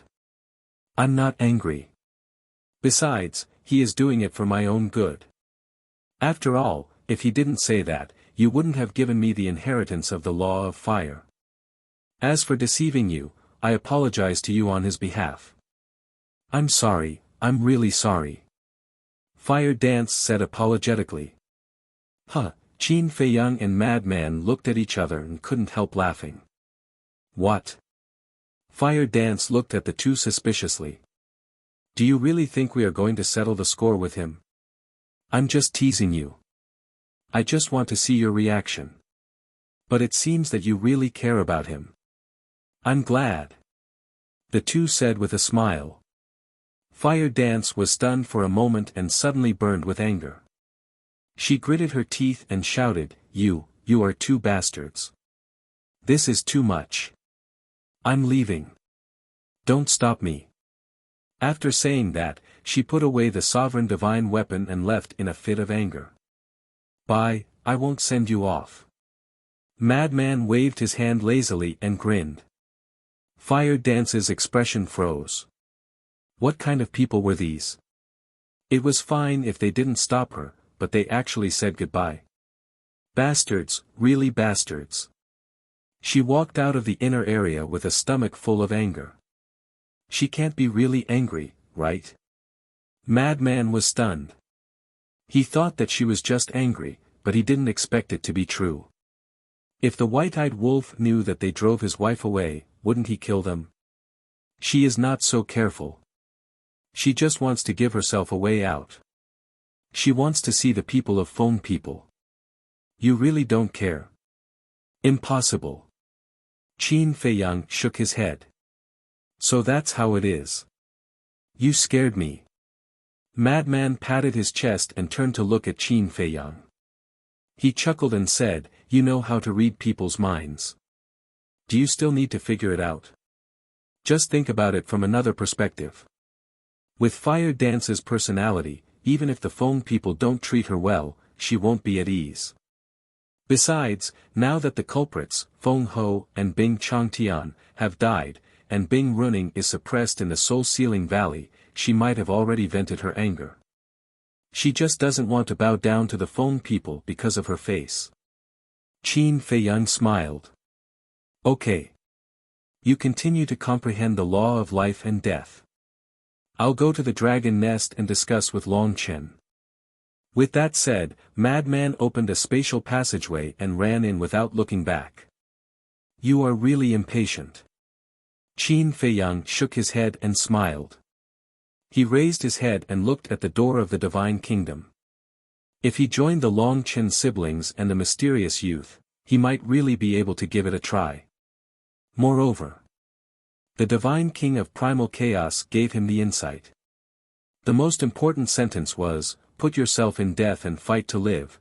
The meaning of this sentence had always confused him. Therefore, he also wanted to go out and see something different. Perhaps it would give him some inspiration. Back at the Black Tortoise world, Qin Feiyang asked Pei Dason to continue to keep an eye on the outside while he took out the divine sound transmission stone and sent a message to Elder Hua, the vice leader, He Zhongtian, and the Sky Palace master, asking them to help find the whereabouts of the mysterious youth. Moreover, he also sent a message to the Sea Lion Island and asked it to help find him. As for the Sea Lion Emperor and the others, there was no need to bother them with such a small matter. After all, they had merged with the law of life and were all cultivating in seclusion. After pondering for a while, Qin Feiyang activated the divine sound transmission stone again. Buzz. Soon, a woman in white appeared. "Qin Dage, you are finally willing to send me a message. I thought you had forgotten me." This woman was Yuqing.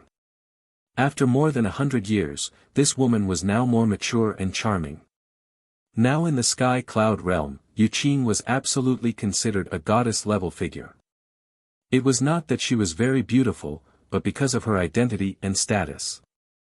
The Tianhua building was now spread throughout the entire sky cloud realm and had become the fifth force outside of the Demon Slayer Palace, the Divine Palace, the Rogue Cultivator Alliance, and the Sky Palace. However, she was quite low-key. Moreover, she had always been respectful to the Demon Slayer Palace, the Divine Palace, the Sky Palace, and the Rogue Cultivator Alliance.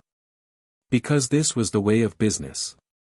Mutual respect, mutual reliance, and honesty. Only then could one become bigger and stronger. "Haven't I been busy all this time?" Qin Feiyang smiled slightly.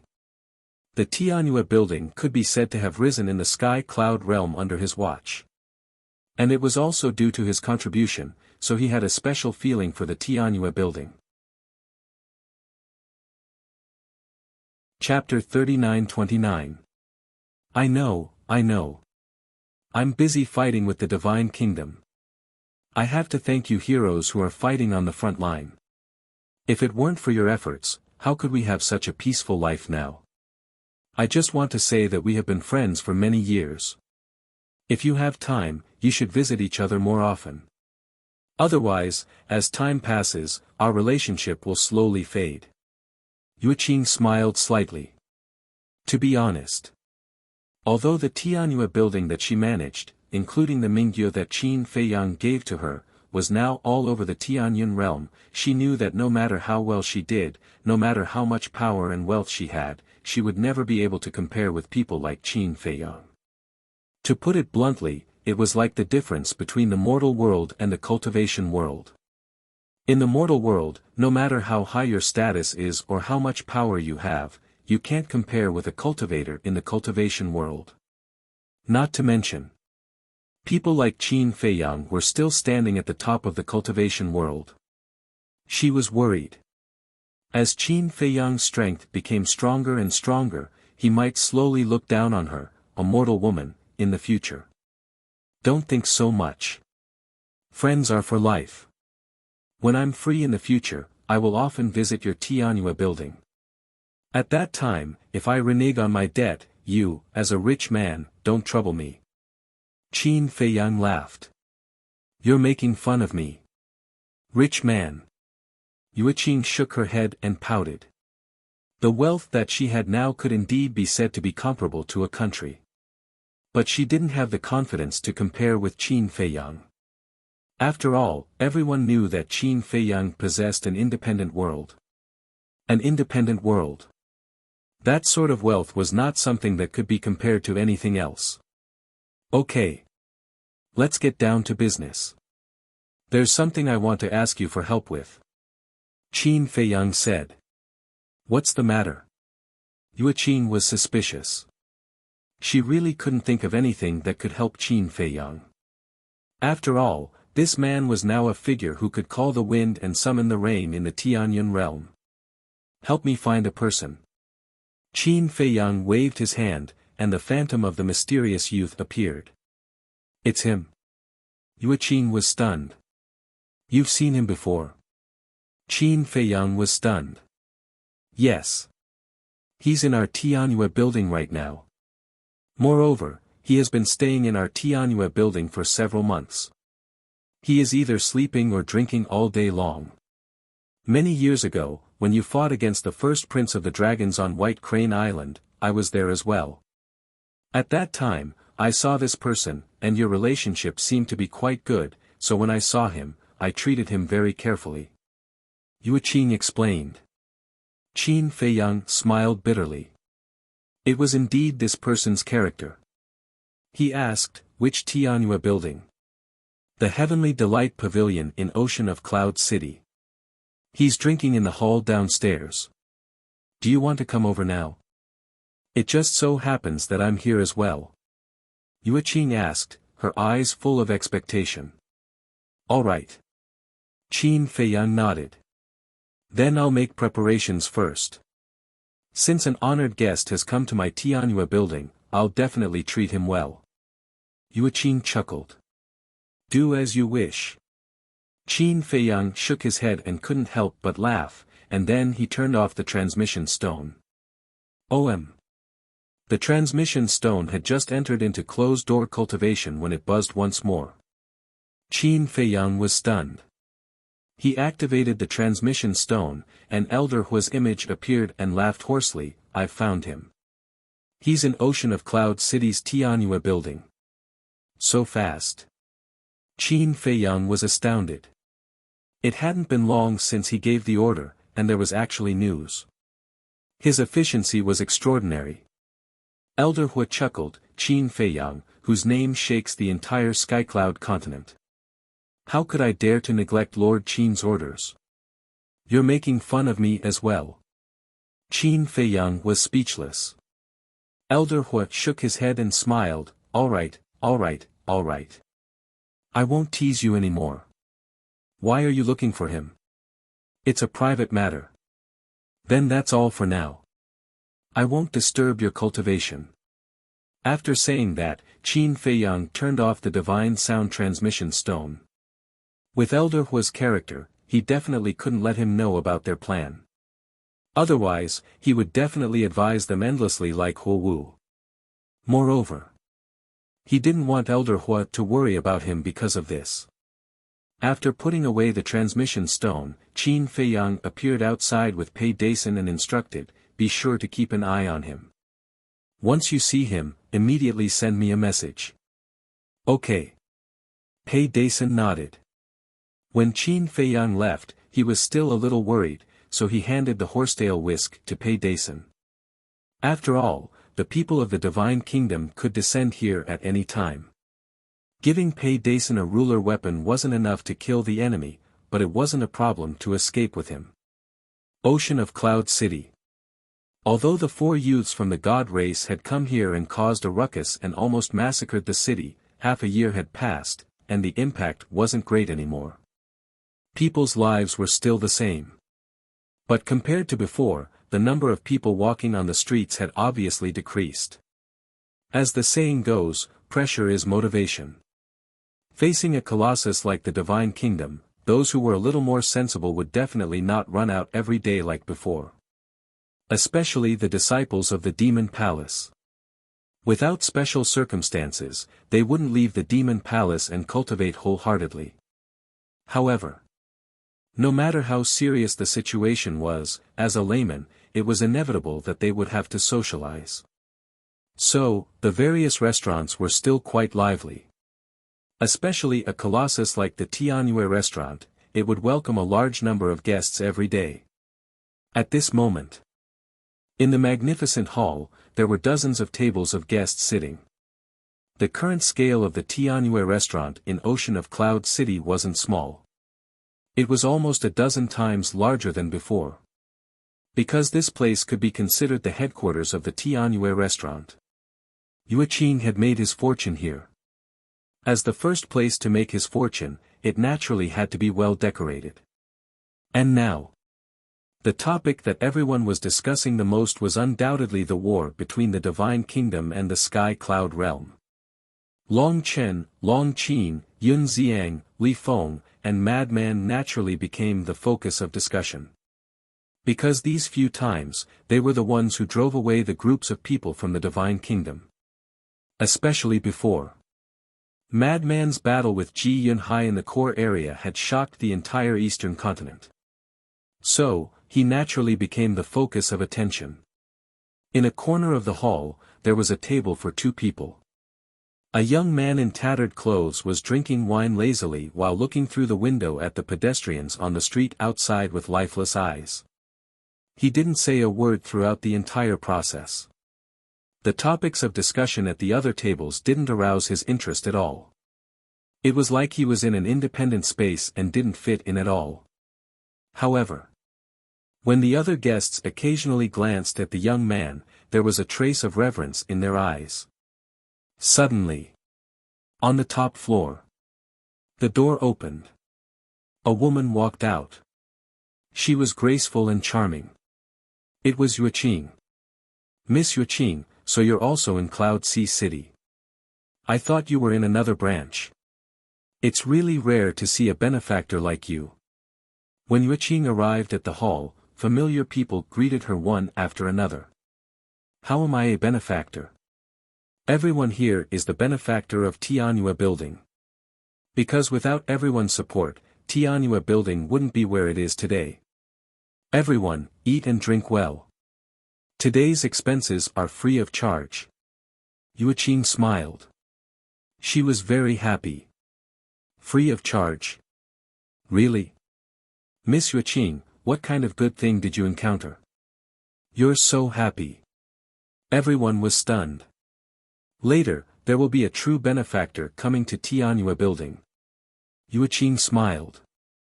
What benefactor? Everyone was curious. You'll know later. Yuqing smiled mysteriously. She walked to the young man and whispered, Young master, can you please go to the private room upstairs? Reason. The young man turned his head and looked at Yuqing lazily. Yuqing glanced at the other guests and said telepathically, Qin Dage will come to you later. I guess he has something to do. There are too many people in the hall, so it's better to. Is he the benefactor you mentioned? The young man was stunned. Yes. Yuqing nodded and said to herself, Tianyue Building is where it is today entirely because of Qin Dage. Therefore, he is not only my benefactor, but also the benefactor of the entire Tianyue Building. Not bad. You've achieved glory, but you still don't forget other people's kindness. The young man nodded and smiled with appreciation. He waved his hand and said, There's no need to go upstairs. Just stay here. I'm too lazy to move. Yuqing's mouth twitched. Can't even be bothered to walk a few steps. There was actually such a lazy person. She had really learned something new. Alright, as long as you're happy. Seeing that the young man ignored her, Yuqing turned around and walked to the counter. She looked at the waiter standing behind the counter and said, Prepare a pot of the best wine. Okay. The staff nodded. Wait, all of a sudden. Yuqing stopped the waiter again. After pondering for a while, she shook her head and said, I don't want wine because he doesn't like to drink. How about this, bring me my precious tea leaves. Your precious tea leaves. The waiter was stunned and asked, Are you sure? Of course I'm sure. Go ahead. Yuqing waved her hand. The waiter left with a look of disbelief. He had worked in Tianyue Building for decades, so he knew the owner of the building very well. Her precious tea leaves were the king of teas and were extremely rare. Usually, she wouldn't take them out even when she was entertaining the influential people of Cloud Sea City. Even the people of the city lord's mansion didn't have the chance to drink it. But now, not only did she come downstairs personally, she even took out the best tea leaves. Who exactly was the person who was going to come later? He was being treated so well. Very soon. The waiter walked over with an exquisite teapot. He looked so careful as if he was afraid that he would accidentally drop the teapot. He put down the teapot gently and was about to get the tea set. No need. I'll do it personally. Yuqing stopped the waiter and walked to the young man with the teapot. She said with a smile, "Can I sit?" Her attitude was rather polite. "Up to you." The young man replied indifferently. "Thank you." Yuqing smiled and sat opposite the young man. She took out a set of top-grade tea set and began to brew tea. Her movements were extremely gentle and elegant. She had been running the tea house all these years and had a good understanding of tea. What kind of tea needed what kind of water, and the temperature of the water, the length of time it took to brew the tea, and so on. It could be said that she was now an accomplished tea master. Naturally, she didn't lack good tea sets. Who exactly is coming? Not only did she come downstairs personally, but she also brewed tea to receive him personally. This is not ordinary treatment. I'm afraid that even those big shots from the Demon Hall and the Itinerant Cultivator Alliance are nothing more than this. Everyone looked at the happy Yuqing with suspicion in their eyes. Chapter 39:30. Tianyue restaurant slowly quieted down. The rich tea fragrance quickly covered the wine fragrance in the hall. It was obvious that these were not ordinary tea leaves. Everyone drank as they silently stared at the door, waiting for the so-called nobleman. Time passed quietly. Suddenly, a figure appeared out of thin air outside the door. This person was wearing a fitting white robe. He was tall and slender, and had an extraordinary temperament. There was a faint smile on his face, which made people feel close to him. At this moment, not only the guests in the hall, but even the pedestrians on the street immediately stopped and looked at the white-robed young man. At first, there was a trace of surprise in everyone's eyes. Were their eyes playing tricks on them? Why would he appear in Cloud Sea City? After all, with this person's current status, a casual word from him could shake the Sky Cloud realm. If there was anything, he only needed to give the order. There was no need for him to do it personally. However, when they rubbed their eyes hard and looked again, they found that it was indeed the man they knew. Qin Feiyang. So he came to Tianyue restaurant. Could Yuqing be so happy? Everyone came to a realization. Everyone knew that Tianyue restaurant relied on the Itinerant Cultivator Alliance and the Demon Palace to develop. All of this was naturally related to Qin Feiyang. Later, Tianyue restaurant gradually entered the Western continent, Northern continent, and Southern continent. It also received the care of the Itinerant Cultivator Alliance, the Demon Palace, and the Sky Palace. This was also related to Qin Feiyang. Although Qin Feiyang rarely appeared in Tianyue restaurant, and although the owners of Tianyue restaurant were Yuqing and Yi Miao, everyone knew that the man behind Tianyue restaurant was actually Qin Feiyang. There were also some rumors in the secular world. Some said that the real owner behind Tianyue restaurant, it was actually Qin Feiyang. Some said that Yuqing and Yi Miao were Qin Feiyang's relatives. Some even said that the two women were Qin Feiyang's confidants. In short, there were different opinions. However, what could be confirmed? The relationship between Qin Feiyang and Yuqing was definitely not ordinary. Otherwise, why would he take such good care of Tianyue restaurant? Qin Dage. Yuqing also hurriedly got up to greet him. The smile on her face, it was as brilliant as a blooming flower. Yes. Qin Feiyang nodded. He entered Tianyue building. The dozens of tables inside. They immediately stood up, their faces filled with reverence. Everyone, don't be nervous. I just came to see an old friend. Qin Feiyang smiled amiably. He swept his gaze across the hall before making his way toward the young man. Everyone smiled bitterly. How could he not be nervous? Why don't you take a look at your current status in the sky cloud realm? However, speaking of which, just how strong was this person now? Ever since he returned from the Heavenly Bell Divine Treasure, he had never seen this person make a move. Compared to the current golden-winged wolf king, a madman. Long Chen, Long Qin, Li Feng, Yun Xiang and the others. Who was stronger?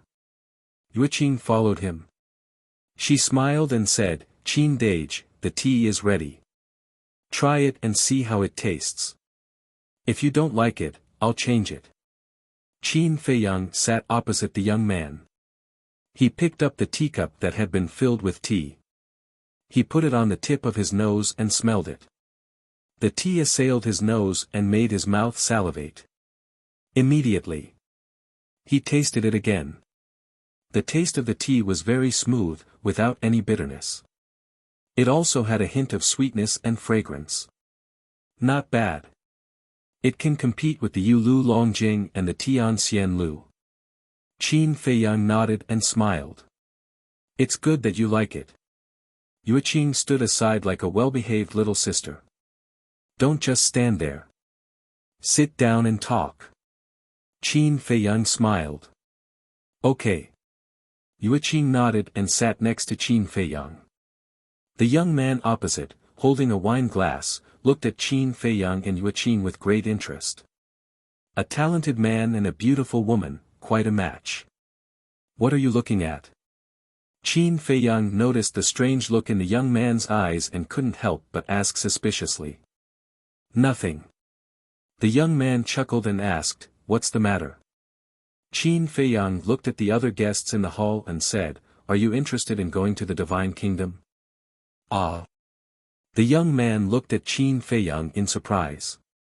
Going to the Divine Kingdom? What do you think the Divine Kingdom is? Back garden? You said it so easily. Don't tell me you don't have the courage. Qin Feiyang laughed secretly. Don't provoke me. I don't buy it. There was a trace of contempt in the young man's eyes. Did he think he was an idiot? He obviously wanted to drag him into the water. Okay. I won't force you. Think about it yourself. Qin Feiyang smiled faintly. The young man pondered for a moment and asked suspiciously, "Why do you suddenly have this idea?" It's simple. I don't want to be on the defensive all the time. Qin Feiyang said secretly. However, with your current strength, even if you successfully enter the Divine Kingdom, you won't be able to make any waves. The young man transmitted. Listening to what you said, you seem to know the true strength of the Divine Kingdom. Qin Feiyang was stunned and looked at the young man curiously. The young man's eyes flashed with a trace of ridicule as he asked, "If I say that I know everything, would you believe me?" Yes. Qin Feiyang nodded. Ah. The young man was stunned. This reply was indeed a little unexpected. Your identity is too mysterious. Moreover, whether it was in the ancient world, Nether King's Hell, or now in the Sky Cloud realm, you seem to have the ability to know everything. How about, tell me, where did you come from? Who are you? Qin Feiyang was curious. Didn't I tell you last time? I'm the son of the god of creation. The young man chuckled. Qin Feiyang rolled his eyes and really wanted to slap him, but he shook his head and said, "I'm not going to talk nonsense with you. Think about it carefully." Okay, I'll think about it. The young man nodded. A trace of a smile appeared on Qin Feiyang's face. As long as he could think about it, there was hope. He was afraid that he wouldn't even think about it. Where's Miao Miao? Why don't I see her? Qin Feiyang turned to look at Yuqing and asked. You're done talking. Yuqing looked at the two in astonishment.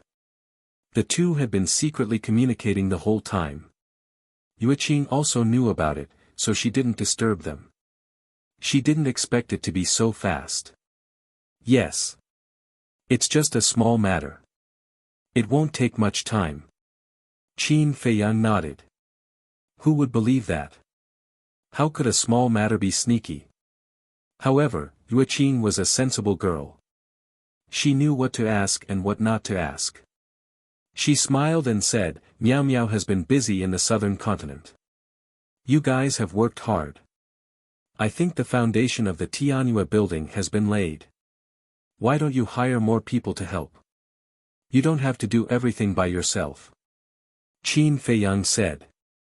Actually, we're quite relaxed now. There are people in charge everywhere. Basically, we don't have to go over. But you also know that not everyone can be trusted. Miao Miao and I are worried that the managers of some places will take advantage of the power of the Tianhua building and bully the customers. So when we're free, we'll disguise ourselves and go to different places secretly. That's the so-called incognito investigation. Yuqing smiled faintly. I see. You're quite thoughtful. In today's world, it's not uncommon for a big shop to bully its customers. We really need to be careful. Qin Feiyang nodded. Actually, this kind of thing has happened in other branches before. However, after Miao Miao and I found out about it, we immediately dealt with it seriously. The people involved were executed on the spot. It was quite a deterrent. Yuqing sighed. Speaking of these things, she was really a little sad. Two of the people involved were the first to follow her. Out of trust, she had sent them to manage other branches. She didn't expect that they would hold the power in their hands and commit crimes in the local area. Human greed was indeed difficult to satisfy. Once you had something good, you would want something better. I'll definitely support you in this matter. Qin Feiyang said with a smile. Yuqing was secretly delighted when she heard this. She asked, Qin Dage, what do you think of the matter we discussed in the past? What is it? Qin Feiyang was suspicious. Yuqing said with a smile, it's the divine brew in your hands. If there was divine brew, the business of the Tianhua building would definitely rise to another level. Oh, that. Qin Feiyang smiled in realization. Back then, we were afraid of the three major races and didn't want to implicate the Tianhua building. But now that the Dragon King and the other two are dead, we shouldn't be afraid of anything anymore. Yuqing looked at Qin Feiyang expectantly. Okay. Qin Feiyang nodded. Thank you, Qin Dage. When the time comes, I'll give you all the profits. Yuqing was pleasantly surprised. All of it? Qin Feiyang was slightly taken aback and asked suspiciously, then what are you earning? I'm earning fame. With the divine brew, the reputation of the Tianhua building will definitely be greater than before. The greater the reputation, the better the business, and naturally, the more money we will earn in the future. Yuqing said with a smile. You really know how to do business. Qin Feiyang shook his head and smiled. Then, he waved his hand and said, forget about the profits. Just take it as my sponsorship. How embarrassing is that? Yuqing said hurriedly. It's nothing. We're friends. Besides, do I lack that little bit of profit? Qin Feiyang smiled. That's true. Yuqing nodded. With Qin Feiyang's strength, he didn't need this little bit of wealth at all. Moreover, these worldly wealth didn't mean much to him anymore. How about this? You help me collect divine arts. Any grade is fine, but you must buy them at a reasonable price. You can't take them by force. Qin Feiyang thought for a while and said. What do you need divine arts for? Yuqing was suspicious. It's not for me, it's for the beings of the Black Tortoise world. Although I've obtained many divine arts from killing enemies in the past, the number of beings of the Black Tortoise world is increasing day by day. They are my people. Of course, I have to help them. Qin Feiyang smiled. So that's how it is. Yuqing was enlightened and said enviously, the beings of the Black Tortoise world are really lucky to have met a good person like Qin Dage.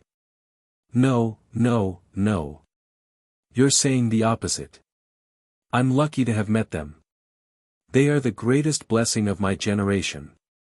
Qin Feiyang waved his hand. Something delayed me today. The remaining 2 chapters will be released at 11 o'clock. Chapter 39-31. These words shocked Yuqing. Although she had stayed in the Black Tortoise world for a period of time in the western mainland, she had been confined to the Devil's Land. Therefore, she didn't know much about the Black Tortoise world. Therefore, she thought that it had always been Qin Feiyang taking care of the Black Tortoise world. Because, from an outsider's point of view, the Black Tortoise world was so weak. How could they help Qin Feiyang? Moreover, in these years, other than Qin Feiyang himself, the madman, and the golden-winged wolf king, they hadn't seen any Black Tortoise world creatures come out to fight. But they didn't know. Every time Qin Feiyang opened the slaughter domain, the fresh blood he absorbed was freely contributed by the Black Tortoise world creatures. Although Qin Feiyang had grasped the karma law's ultimate and the life and death law's ultimate mysteries, and his eye of heaven had evolved and wouldn't easily open the slaughter domain, it had helped Qin Feiyang defeat countless strong enemies in the past. Standing behind him and silently supporting him were the beings of the Black Tortoise realm. Therefore, he had secretly vowed countless times that he wouldn't mistreat these cute creatures in the future. In any case, the more divine arts the better. Qin Feiyang looked at Yuqing and smiled. He didn't explain too much. Okay. Yuqing nodded. Qin Feiyang smiled, then go to the Black Tortoise world. I'll ask Pei Hongyu to bring you to a person called Zhao Si and ask him to give you all the Black Tortoise divine brew he has. Okay. Yuqing's face was filled with anticipation. How much of this Ulf was there? Qin Feiyang waved his hand and Yuqing disappeared. Then, he looked at the young man and asked, have you thought about it? Ah. The young man looked at Qin Feiyang. Don't tell me you haven't thought about it after so long. Qin Feiyang frowned. I haven't thought about it at all. The young man shook his head. Wanting an answer now, he was really impatient. Qin Feiyang's mouth twitched. Initially, when he saw the young man lowering his head in silence, he thought that he must have been considering this problem. But in the end, he didn't think in this direction at all. How long do you need to think about it? Qin Feiyang felt powerless. Fortunately, he didn't interact with this person often. Otherwise, his careless attitude would make him anxious to death. Don't worry. Wait until I have a good night's sleep. After my head is clear, I will think about it carefully. After the young man finished speaking, he picked up the wine jar, got up and walked upstairs without looking back, leaving Qin Feiyang sitting alone at the table in a daze. What kind of person did I meet? When he came back to his senses, Qin Feiyang's face twitched and he was speechless. Seeing that Qin Feiyang was alone, a young man in his 20s at the table next to him held a wine glass. He gathered his courage and nervously walked over to Qin Feiyang's side. He smiled obsequiously and said, Lord Qin, may I have the honor of having a drink with you? Qin Feiyang turned his head to look at the young man. I'm sorry to disturb you. Facing Qin Feiyang's gaze, the young man suddenly panicked and turned around to run away. Wait. Qin Feiyang stopped the young man. Lord, I'm really sorry. I didn't mean to. The young man hurriedly explained. Calm down first. Qin Feiyang stopped the young man and asked seriously, am I really that scary? Huh? Hearing this, the young man immediately looked at Qin Feiyang in confusion. I'm a little puzzled. Why are you so afraid of me? I don't remember doing anything heinous in the past. Qin Feiyang frowned. No. Everyone has a good reputation for your character. Anyway, everyone knows that you are a good person. The young man hurriedly explained. Really? Qin Feiyang didn't believe it. Of course. Back then, when Yi Yuan came to harm the innocent, weren't you the ones who came forward and killed him on the spot? And now, it's you who are standing at the forefront to fight against the divine kingdom. Otherwise, we wouldn't have such a peaceful life now. Not only are you good people, but you are also the great people of the sky cloud realm and the idols of us young people. The young man boasted. When he said these words, he was very nimble and wasn't nervous at all. One could even see a trace of pride. He was proud that the sky cloud realm had such geniuses. Then why are you so afraid of me? Qin Feiyang was curious. Isn't it because the disparity in strength is too big? Instinctively afraid. The young man smiled. Qin Feiyang shook his head and laughed. He picked up the teacup and said, I don't drink. The young man was stunned for a moment and immediately reacted. He quickly picked up the wine cup and clinked it with Qin Feiyang's teacup. He smiled happily and said, It's okay. You drink tea and I drink wine. It turned out that this person wasn't that difficult to get along with. Land of buried gods. Outside the entrance.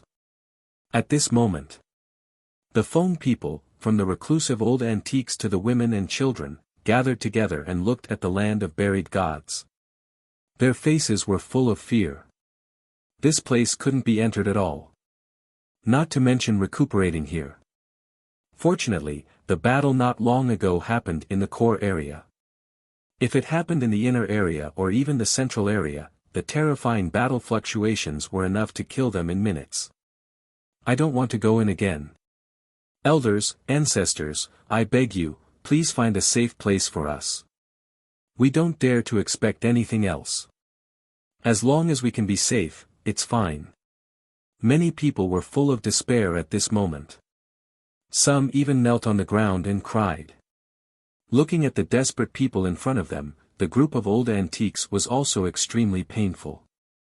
They also wanted to find a safe place, but could they find it? The Feather Emperor went to beg. The Blood Ancestor went to beg. The Little Rabbit went to beg. The Kirin clan also went to beg. But no force was willing to give them a place. The sky cloud realm was so big, but there was no place for the Feng people. They were also desperate. But things had come to this, what could they do? At the same time. Not far away. On a mountain peak.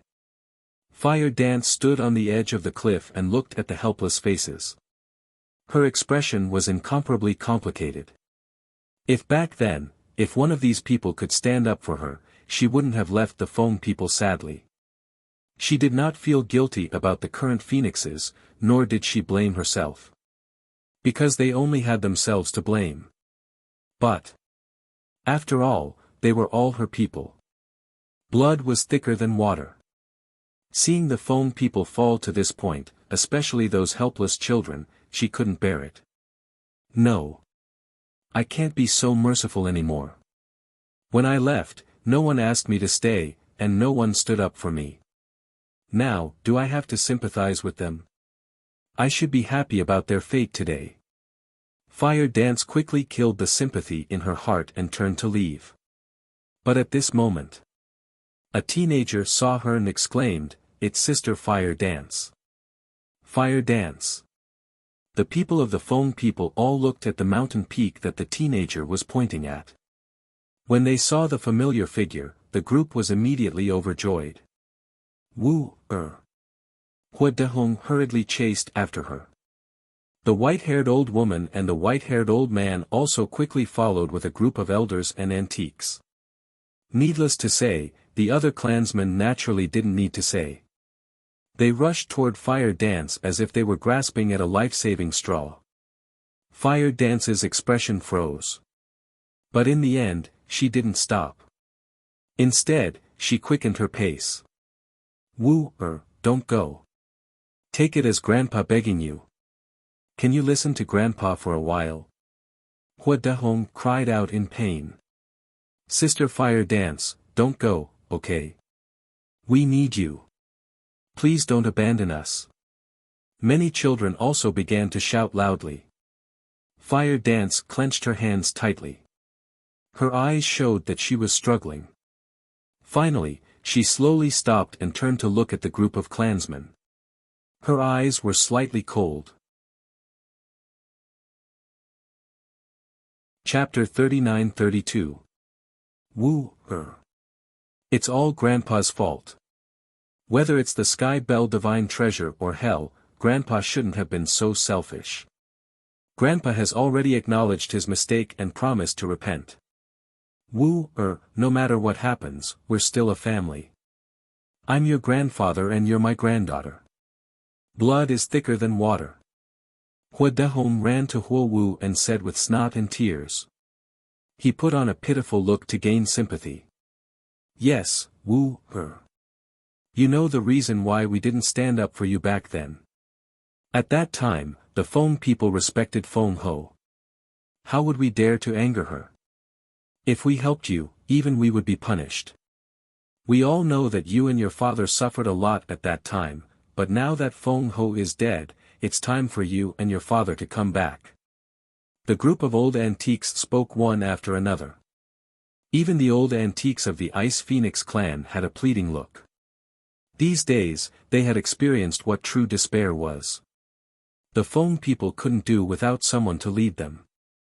They would die sooner or later. Now, the only person who had the ability to lead the Feng people was Hua Wu. Are you done? Hua Wu asked. Everyone nodded. Hua Wu glanced at the group of old antiques and shook her head. You've been talking for so long because you want to express one thing. The Feng people are in trouble and need someone to help you. I'm the only person you can find now and the only person who can help you. Yes. The Feng people need your help now. We've hurt you in the past, but we're still a family. Isn't it normal for a family to quarrel? Hua Dehong said. Is this just quarreling? Hua Wu glanced at Hua Dehong and said angrily, when Feng Ho snatched my inheritance, what were you doing? When Feng Ho asked Bing Changtian to monitor me, what were you doing? Later, when I fell out with Feng Ho, even my father stood by my side resolutely. What were you doing? A series of questions left Hua Dehong speechless. Let me tell you. Not only did you not speak up for your own granddaughter, you even helped Feng Ho and tried to kill me. If it's really my fault, I admit it. But ask yourself, is this my fault? You clearly knew that the person in the wrong was Feng Ho, yet you continued to help Feng Ho target me. Did you treat me as your granddaughter or family at that time? Fire Dance sneered at Hua Dehong. She then looked at the other members of the Fire Phoenix clan. And you guys, all of you are the same as me, members of the Fire Phoenix clan.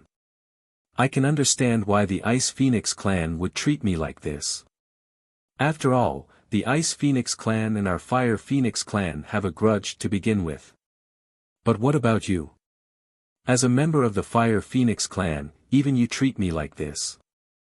I don't expect you to stand with me against Feng Ho, but you should at least speak up for me. But did you say that? Back then, in that hall, I was like a rat crossing the street. You all tried to kill me. Is this the so-called kinship you speak of? Blood is thicker than water. Don't you think it's ridiculous? Fire Dance scolded mercilessly. The resentment that had been suppressed in her heart for many years was finally vented. The white-haired old woman, the white-haired old man, and the others lowered their heads in shame. Actually, in the end, you all are just jealous. Jealous that I, a junior, have the ultimate profundity of the strongest law. You don't want my strength to surpass yours. Because in this way, I have more say in the Feng people than you. I'll give you 2 words, selfish. Fire Dance's face was full of mockery. The group of old antiques looked ashamed. As expected. The rise of the human race is not without reason. Because the human race has respected seniors like the Azure Dragon and the Blood Ancestor. They can selflessly give their inheritance to the younger generation. They are willing to step down from the stage and let the younger generation break through. However, the older generation of the Feng people only sees their own interests. To be honest, even if the Feng people perish, no one will feel pity. Fire Dance shook her head. Wu, aren't you going overboard with your words? The Feng people are your home. How can you say that they will perish? If it were in the past, the group of old antiques would have been furious on the spot. However, now, they all tried to persuade her tactfully, afraid that they would anger her. Is it overboard? I don't think it's overboard at all. I don't want to say anything else. I just want to ask you one thing. If I didn't have a good relationship with Qin Feiyang and the others today, if I didn't have such strong strength, would you come and look for me? Fire Dance looked at the group of people and asked. The group of people lowered their heads and remained silent. Let me answer you. You wouldn't. It's very simple. In the years that my father and I left the Feng people, not a single one of you came to greet us or show concern for us. If the dragons hadn't chased you out of the phoenix nest and made you homeless, you would never have thought of us. This is your attitude. So, why should I help you now? Fire Dance sneered. Yes. It's all our fault. We'll change, as long as you can come back, we'll listen to you from now on. Wooer. Everyone makes mistakes. Can't you just give us a chance? I'll kneel and beg you. The white-haired old man gritted his teeth and knelt in the air with a plop. Wooer, I'll kneel and beg you too. Come back. The white-haired old woman also knelt. When the people behind saw this, they also knelt in the air. The people of the Ice Phoenix clan looked at each other and finally knelt down slowly with pleading faces. Hua Dehong looked at the people behind him and roared, Wooer, our people have already knelt to you. Can't you forgive them? If this isn't enough, Grandpa will also kneel and beg you. How about that? After saying that, Hua Dehong also knelt in the air. Fire Dance waved her hand and a power of law appeared, blocking Hua Dehong's knees. She shook her head and said, You're my grandpa. I can't bear this kneel. It's impossible for me to forgive you. When everyone heard this, they fell into despair again. However, you can go to the core area to find my father. If he forgives you, then I can help you find a place to cultivate in the Sky Cloud realm. As for the Phoenix Nest, it's now the territory of the dragons. You can never go back. After saying that, Fire Dance turned around and left without looking back. Hua Dehong looked at Fire Dance's back with a face full of regret. He turned to the white-haired old woman and asked, What should we do? What else can we do? The other people will stay here and wait. All of us old antiques will go to the core area and ask for Hua Wenchang's forgiveness. The white-haired old woman stood up and said, I don't have any extravagant hopes now. It's enough to have a place to cultivate. The white-haired old man sighed and stood up. He looked at the other old antiques and said, Let's go to the core area. I hope we don't meet the people of the Divine Kingdom. Immediately. The group of old antiques immediately rushed to the core area. Chapter 39-33. Tianyue Tower. At this time, Qin Feiyang was surrounded by a group of people. These people were naturally the guests of Tianyue Tower. Seeing that Qin Feiyang was so friendly, everyone let go of the burden in their hearts and ran up to toast him. Including the guests in the private rooms upstairs. Of course. Qin Feiyang did not touch a single drop of wine and replaced it with tea. He had always avoided drinking wine as much as possible. He really did not like drinking it. As for why Qin Feiyang did not mind clinking glasses with everyone, it was actually to show his friendly side and tell everyone that he was not scary at all. When they saw him in the future, they should not look at him as if he was a ghost. That's enough. If you continue drinking like this, I might feel nauseous when I see tea in the future. A moment later. Qin Feiyang shook his head and smiled, declining the people who continued to come up to toast him. That's great, we'll change it to drinking wine in the future. We'll treat. As soon as these words came out, it immediately caused a roar of laughter. Qin Feiyang laughed involuntarily and waved his hand, saying, "Thank you for your kindness, but I really don't like drinking wine." As he spoke, Yueqing appeared beside him with a thought. Why are there so many people here? Looking at the crowd around him, Yueqing looked extremely stunned. Qin Feiyang smiled faintly and said, "I had nothing to do, so I chatted with them." "How about it? Are you satisfied with the divine brew that you got?" "Very satisfied." Yueqing's face immediately bloomed with a smile. "Divine brew?" The people around were stunned and asked in surprise, "What divine brew?" Yueqing smiled and said, "If you want to know, quickly return to your seats." Hearing this, everyone immediately ran back to their tables and looked at Yueqing expectantly. Yueqing glanced around the room. With a wave of his hand, a jar of black tortoise divine brew appeared. Although it had been sealed for a long time, there was not a speck of dust on the wine jar. Everyone immediately stared at the wine jar. Yueqing did not explain. He slowly tore open the seal and opened the jar lid. The shadow of a dragon immediately rushed out, and a wisp of intoxicating wine fragrance instantly filled the entire Tianyue Tower.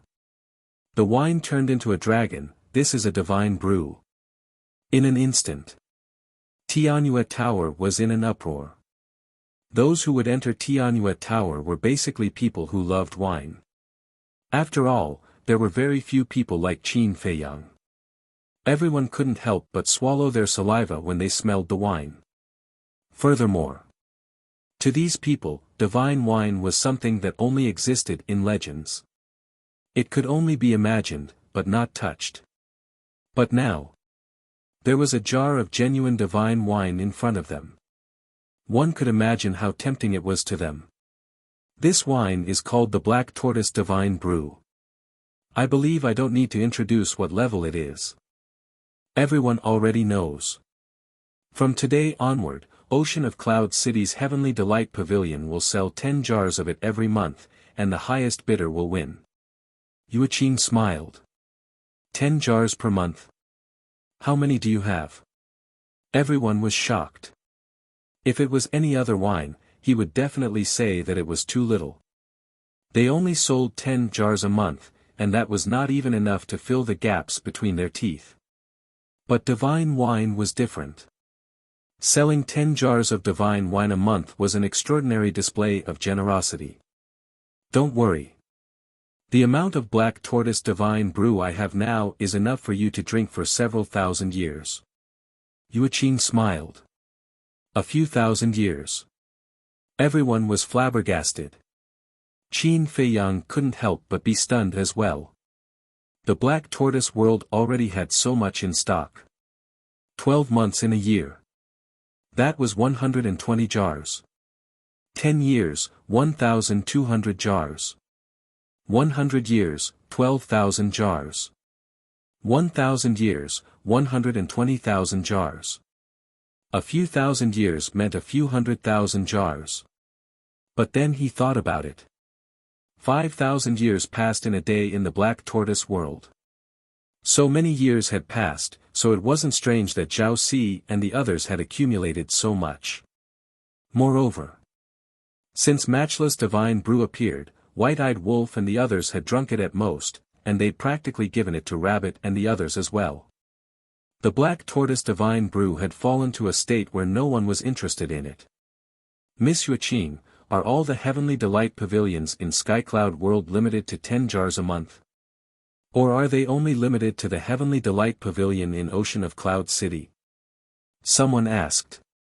Of course they're only limited to the Heavenly Delight Pavilion in Ocean of Cloud City. Yueqing felt helpless. All the Heavenly Delight Pavilions in Skycloud World? How dare you say that? Do you know how many branches Heavenly Delight Pavilion has now? Just the Eastern continent alone has over 1,000 branches. There are at least 4,000 branches in all 4 continents. If all of them were to sell Black Tortoise Divine Brew, then where would they find so much? I'm still thinking of a long way to go. Now that I think about it, it isn't much. Don't worry about that for now. Hurry up and name a price. I want 2 jars. Someone shouted heroically. If you want 2 jars, then what else do we drink? If you want to do that, then I'll buy all 10 jars and make it so that you won't be able to drink a single mouthful. Immediately. Someone spoke furiously. It seemed like they were competing in wealth. Don't be impatient. Don't be impatient. Only 1 jar can be purchased per person. What I mean is that so long as you've successfully purchased a jar, then my Heavenly Delight Pavilion won't sell it to you no matter how high the price is. As for the price, soul stones and divine crystals are fine as well. It would naturally be better if I had a divine technique.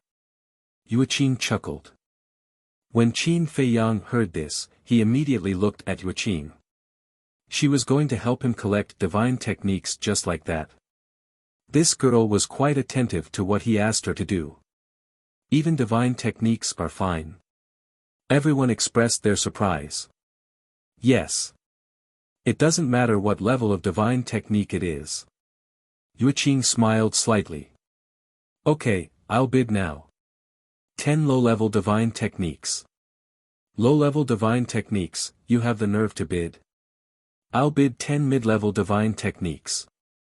In terms of wealth, I won't lose to you. 15 high-level divine techniques. Although I don't have them with me now, I can get someone to send them over immediately. Qin Feiyang's expression was extremely astonished as he watched everyone scrambling to be the first to bid. The auction had started just like that. And the price wasn't low either. Sure enough. There were many things in the world that were worthless in your eyes, but it didn't mean that they were worthless to others. For example, the undead bottleneck breaking pill. Who would have thought that the undead barrier breaking pill could be exchanged for so many law miniatures for Qin Feiyang in the Sky Bell Divine Treasury? Qin Feiyang drank the remaining tea in his cup, got up, walked to Yuqing, and said in a low voice, "Then I'll leave you to your work. I'll return to the burial land of the gods first." "You're leaving now?" Yuqing was startled. They hadn't even had a good chat yet. "I can't help it. I'm too busy. I'll come again next time when I'm free." Qin Feiyang smiled apologetically. "Okay. I'll send you off." Yuqing helplessly nodded. "I won't send you off. You do what you need to do." Qin Feiyang smiled and called Li Feng out. Li Feng and Yuqing were strangers. It was their first time meeting. "This is my little brother, Li Feng. If there's anything in the future, I might ask him to look for you. Li Feng, this is Yuqing, the owner of Tianyue Restaurant." Qin Feiyang gave a simple introduction. "I've heard a lot about you." The two cupped their hands and smiled at each other. Indeed. Li Feng's battle with the Divine Kingdom's Heaven's Pride had long been famous in the Sky Cloud realm. As the owner of Tianyue Restaurant, how could Yuqing not know? Similarly, Tianyue Restaurant had long been famous. In his early years in the Sky Cloud realm, Li Feng had also heard of the names of Yuqing and Yi Miao. It was just that he had never met them face to face before. With the appearance of Li Feng, Tianyue Restaurant also quieted down. Everyone turned their eyes to Li Feng. This person's strength was already obvious to all. But now, in front of Qin Feiyang, this person was like a child. Just how powerful was Qin Feiyang's current strength? Li Feng ignored the others and looked at Qin Feiyang. "Qin Dage, are we going directly to the core area, or N?" Qin Feiyang nodded. Li Feng waved his hand, and a space-time passage immediately appeared. "You guys continue." Qin Feiyang smiled at everyone and turned to step into the space-time passage. "Goodbye." Li Feng once again cupped his hands towards Yuqing and quickly followed in. The land of buried gods. The core area. Pei Dason had been standing in the same place, staring at the gate of the Divine Kingdom. He really didn't leave it. "Young master. Brother Li Feng. With the return of Qin Feiyang and Li Feng, Pei Dason retracted his gaze, bowed respectfully to Qin Feiyang, and nodded to Li Feng with a smile. You've worked hard. Qin Feiyang smiled slightly. It's my duty. Pei Dason waved his hand. Qin Feiyang glanced around and asked, hasn't Fire Dance come back yet? No. Pei Dason shook his head. Did she really run away because of anger? Qin Feiyang was stunned. Ran away because of anger? What do you mean? Li Feng looked at Qin Feiyang suspiciously. Why are you asking so many questions? Qin Feiyang glared at him with an awkward expression. The corner of Li Feng's mouth twitched. Did he really think of him as a child? Speaking of which, watching Yuqing auction the Black Tortoise Divine Brew, I suddenly had an idea. Qin Feiyang lowered his head and pondered. What idea? Li Feng was curious. Qin Feiyang pondered for a moment, then looked at Pei Dason and said, I'll have to trouble you to continue guarding here. I'll go look for the old ancestor and the others. Okay. Pei Dason nodded. If it was in the past, he might have complained in his heart. But now, he would listen to Qin Feiyang unconditionally. Because ever since he followed Qin Feiyang, not only had he opened the door of potential, his strength had greatly increased, and he had also obtained the management rights of the entire Black Tortoise world. Now, he was an existence revered by countless people in the Black Tortoise world. And this time, Qin Feiyang didn't forget him after returning from the Sky Bell Divine Treasury. He had already fused with the laws that he needed. The miniature versions of the 6 great laws, this was a fortune that others could only dream of. However, just as Qin Feiyang and Li Feng were about to leave, a figure descended from the sky. The three of them looked up. Who else could it be but Fire Dance? I thought you wouldn't come back. Qin Feiyang chuckled. You wish I wouldn't come back. Fire Dance snorted coldly. How could that be? Qin Feiyang shook his head and laughed, asking, how are the Feng people now? How did you know I went to look for the Feng people? Fire Dance was stunned. Use your brain and you'll know. Qin Feiyang pointed to his head and laughed. You're smart. Fire Dance pouted, landed in front of the three of them, and sighed, what else can they do?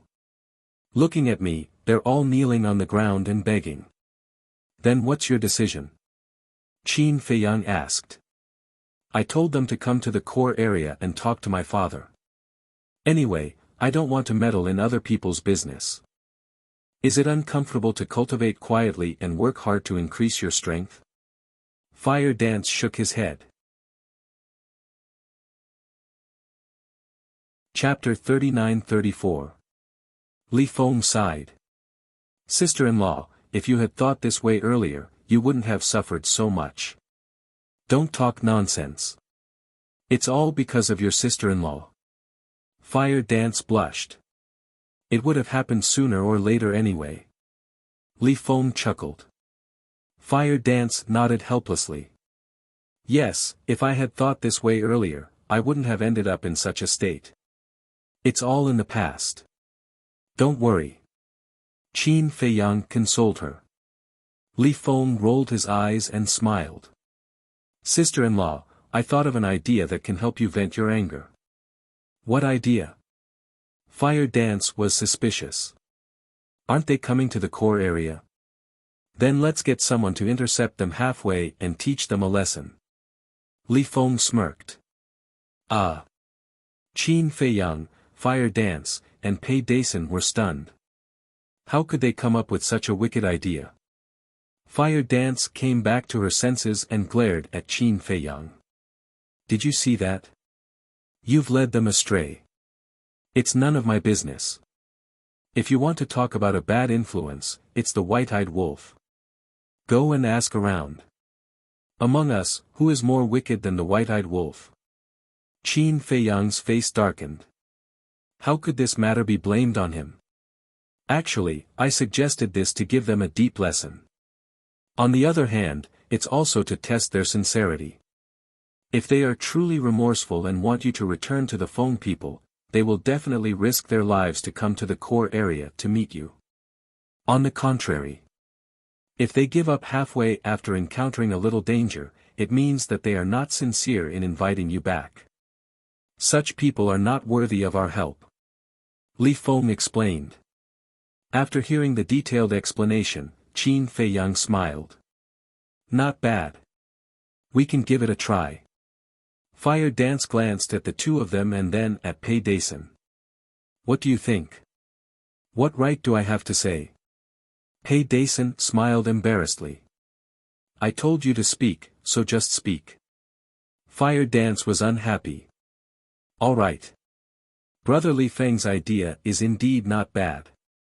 Because in this way, we are putting the fate of the Feng people into their own hands. It's up to them to decide. Pei Dason said. Fire Dance pondered for a moment before nodding. All right, we'll do as you say. Qin Feiyang turned to Li Feng and asked, who do you think we should send to test them? Of course not. I don't have the time for that. Li Feng's face was full of disdain. After pondering for a while, he said with a sly smile, why don't we let the old poison go? Not only is this old man powerful, but his methods of torturing people are also extraordinary. Let him go. I'm afraid that the old fogies of Feng people will be driven mad by him even if they don't die. Qin Feiyang smiled bitterly. The old poison's methods were not to be trifled with. Isn't this a better test for them? Li Feng smirked. What do you think? Qin Feiyang looked at Fire Dance. I think it's fine. Fire Dance nodded. Okay. Qin Feiyang waved his hand, and the old poison immediately appeared in front of him. What's going on? The old poison was cultivating in seclusion. When he suddenly appeared in a strange place, he was stunned. Old poison, do me a favor. Li Feng stepped forward and wanted to put his hand on the old poison's shoulder. But when he thought that this guy was full of poison, he immediately withdrew his arm resentfully. Don't worry. I'm not poisoned now. The old poison rolled his eyes at him. Then, he looked at Qin Feiyang and the other two and asked suspiciously, what favor? It's a very simple thing. It's your specialty. Li Feng gave a simple explanation of the situation. That's really my specialty. Don't worry. I guarantee that they'll be served comfortably. The old poison smiled cruelly. Don't really kill them. Li Feng hurriedly reminded him. I know. The old poison nodded. He glanced at Princess Huafeng and asked, little girl, do you want to go and have a look? This, Fire Dance hesitated for a moment, then nodded and sighed. Let's go and have a look. I want to see with my own eyes if they are truly repentant. Then lead the way. The old poison smiled. After the two left, Qin Feiyang and Li Feng immediately went to Sky Cloud Island. Sky Cloud Island. The dark blue sea and the cool breeze made people feel relaxed and happy. However, at this moment, there was no trace of the little rabbit, the blood ancestor, or the feather emperor in the pavilion.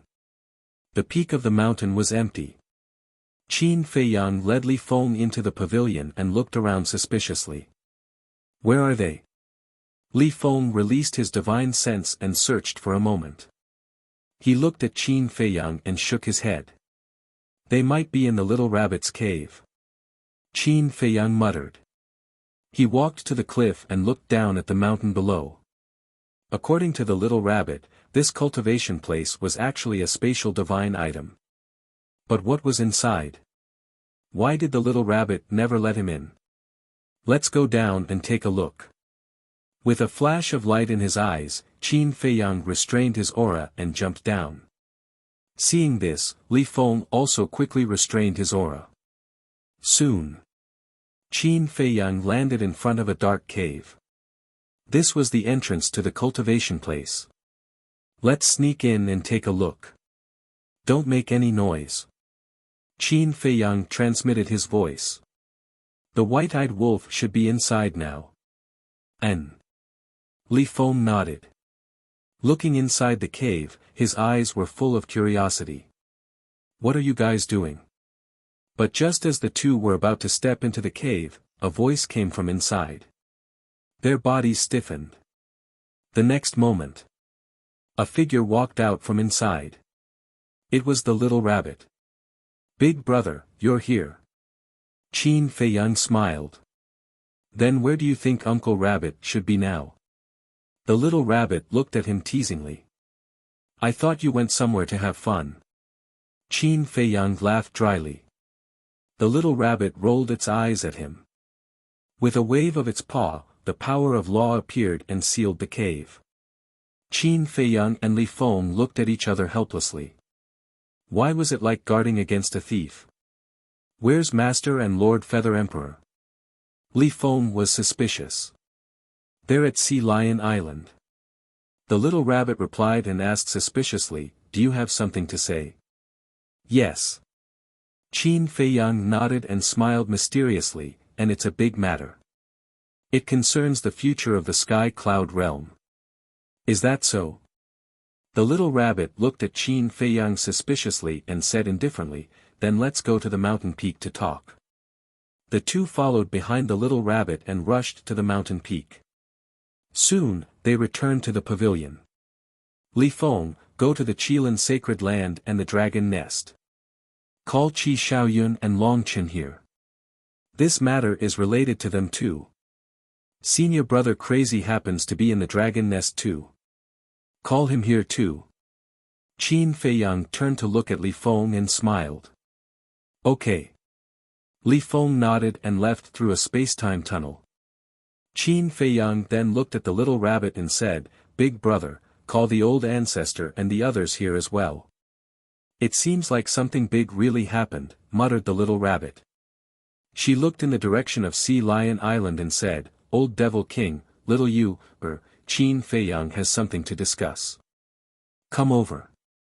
Her voice seemed to be able to travel through space-time and resound above Sea Lion Island. Little you, Qin Feiyang blanked out. The little rabbit took out a jar of unparalleled divine brew and said while drinking, You still don't know the name of your old ancestor, right? Yes. Qin Feiyang nodded. His name is Qin Yu. The little rabbit said. Qin Yu, Qin Feiyang muttered and asked, Where's the emperor? Shua.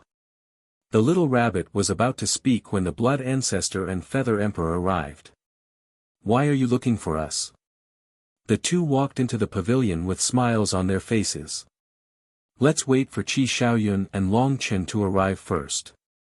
Qin Feiyang smiled. He took out a tea set and ancient dragon god tea and started brewing tea. You called them over.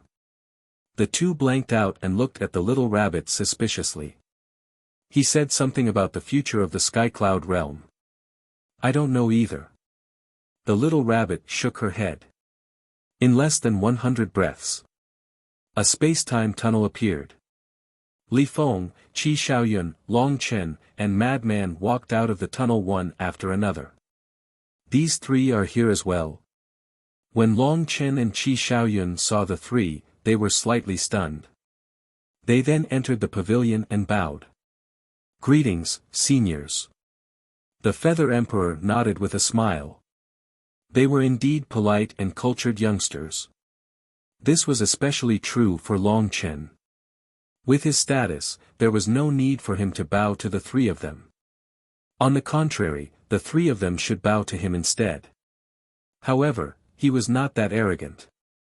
Have a seat. Qin Feiyang smiled.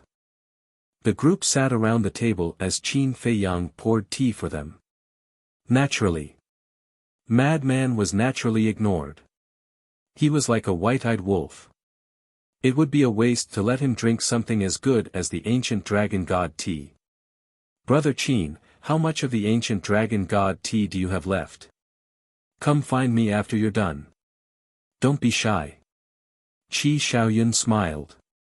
Since you're so generous, why don't you give him one of the ancient dragon god trees? Madman smiled. Huh? Qi Xiaoyun was stunned. He shook his head and smiled bitterly. Just pretend I didn't say anything. Qin Feiyang and the others laughed.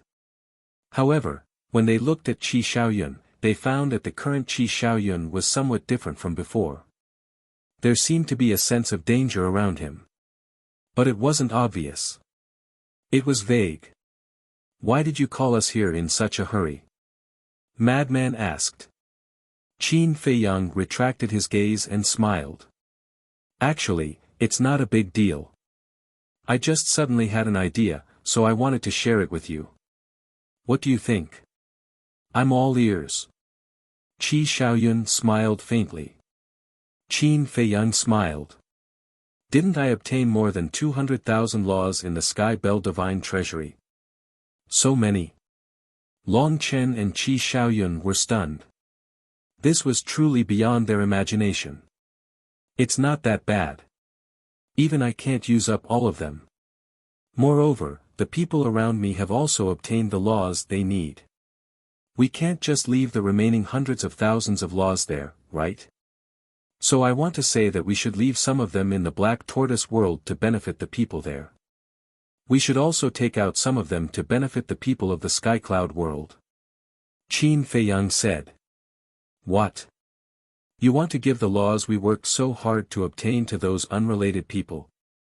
Not only will I not object to giving them to the people of the Black Tortoise world, I will even support it. After all, they are our people and have helped us a lot. But I won't agree to it even if you beat me to death. Madman raised his eyebrows and immediately voted against it. Chapter 39-35. At the same time, the three of them, Qi Xiaoyun, and Long Chen were also surprised. One had to know. This was a miniature of the laws. It wasn't a cultivation technique, but a divine technique. Every miniature of the laws was a great opportunity in the Sky Cloud realm. In all honesty, Emperor Feather and Ancestor Blood had indeed thought of this. Since they couldn't use so much, they might as well share it with everyone. As the leaders of the human race, their first consideration was to maximize the benefits. The reason they hadn't brought it up was because they were worried that Qin Feiyang wouldn't agree. They had never expected that Qin Feiyang would take the initiative to bring it up. What about you guys? Qin Feiyang looked at Emperor Feather and the others. I think, Emperor Feather glanced at Madman and coughed dryly. That's fine too. Idiot. Madman snorted. Emperor Feather smiled awkwardly. Qi Xiaoyun and Long Chen looked at each other before looking at Qin Feiyang and smiling. Of course we can't ask for more. Madman said angrily, of course you can't ask for more. After all, you didn't work hard to earn it. What do you mean, I have my reservations? Long Chen said. Don't hold back. Say it now. Madman said. Okay. Back then, we also contributed in the Sky Bell Divine Treasury, okay? After all, Qi Xiaoyun and I were cooperating with you. And in the end, we even turned the tables on the bloodthirsty Demon King and his two companions and sent them to some. Qi Xiaoyun, where were they sent to? Long Chen looked at Qi Xiaoyun and asked doubtfully. I think so. Qi Xiaoyun pondered for a while before coming to a realization. The Netherland. Yes, yes, yes. Yes, the Netherland. Long Chen nodded. He looked at Madman and said, moreover, I was the one who helped you extort the law of slaughter back then. Isn't that a contribution? If you say so, I'll settle the score with you today. You were just cooperating with us to put on a show, but what did you get?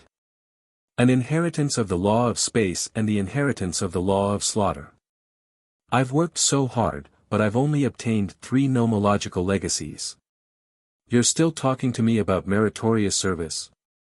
Where's your face? Madman said with disdain. You have to make this clear. I got it from them with my own ability. Long Chen said hurriedly. Without us, would you have the chance? Madman rolled his eyes. Alright, alright. Actually, right now, be it humans or people of other races, they are all people that we need to protect. Moreover, with so many law miniatures, there is indeed no way to use them all. And Qin Feiyang also said that he would only take out a part of it. Think about it this way. If the overall strength of the sky cloud realm becomes stronger, won't the pressure on us decrease as well? The blood ancestor smiled at the madman. You mean, you agree as well? Madman asked. Yes. To tell you the truth, the Feather Emperor and I have been thinking about this for a long time. The blood ancestor nodded. After all this time, I'm the only one who objects. The madman scanned the crowd. Senior brother, don't be agitated. Although it's to benefit the sky cloud realm, it's not to give it to them directly. Qin Feiyang smiled. Then how are you going to give it to them? The madman frowned. This is the main reason why I called you here. I plan to do the same thing as the Black Tortoise realm and set up something like a divine treasury in the sky cloud realm. It will open once every 100 years or once every 1,000 years. If they want the law miniatures, they will have to enter the divine treasury to find it. As the saying goes, life and death are ruled by fate. Whether they can obtain the miniatures or not depends on their luck. Qin Feiyang smiled. This is a good idea. On one hand, it can test their ability. On the other hand, it can also reduce the consumption of the law miniatures. The Feather Emperor's eyes lit up.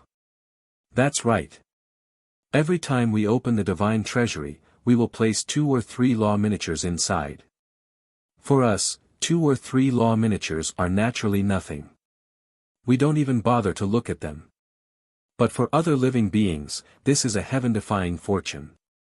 Therefore, even if we open it once every 100 years, it won't consume anything. Qin Feiyang smiled. And at that time, we can also put some powerful divine arts, divine artifacts, and the like in the divine treasury. This is also a kind of fortune for everyone. Feather Emperor added. Yes. Qin Feiyang nodded, turned to look at the madman, and said with a smile, Senior brother, don't you feel a sense of accomplishment by doing this? Creating a divine treasury with your own hands and watching countless living beings rush in one after another to compete for the divine items we left for them. Don't you feel like you control the fate of others? The madman pondered carefully and muttered, Don't say, I do feel that way, but the next moment. With a dark face, he glared at Qin Feiyang and said, What are you thinking? Could it be that you created such a divine treasure trove just to watch them fight and fight for it? Aren't you treating life as a game? Cough cough. Qin Feiyang coughed and said speechlessly, You didn't agree just now, and now you're scolding me in the blink of an eye. Shouldn't I be scolding you? If you want me to say, since we're going to give it to them, just give it to them. Why do you have to play so many tricks? Boring. The madman snorted. Qin Feiyang shook his head and said with a smile, Of course, treasures are for those who are capable. If you don't have the ability to fight for it, then you don't have any self-awareness. Even if such a person is killed, it won't be a pity. What the hell, you bastard, why do I feel like you're becoming more and more like those masters? Is this something that comes out of your mouth? The madman looked at Qin Feiyang in shock. This is the way of the world. Only the strong survive. Do you think every place is the Black Tortoise world? It's not like you haven't seen the divine treasury of the Black Tortoise world. Every time it opens, isn't there bloodshed? Let's talk about it later. These can all be controlled. For example, we can create a kind of token. When they enter the divine treasury and encounter danger, as long as they crush the token, the divine treasury will automatically send them out. Won't this guarantee their safety? Qin Feiyang smiled. That's right. This kind of thing can be changed. It's not necessary to kill each other. Of course, if they want to die, it's useless even if we stop them. The Feather Emperor smiled.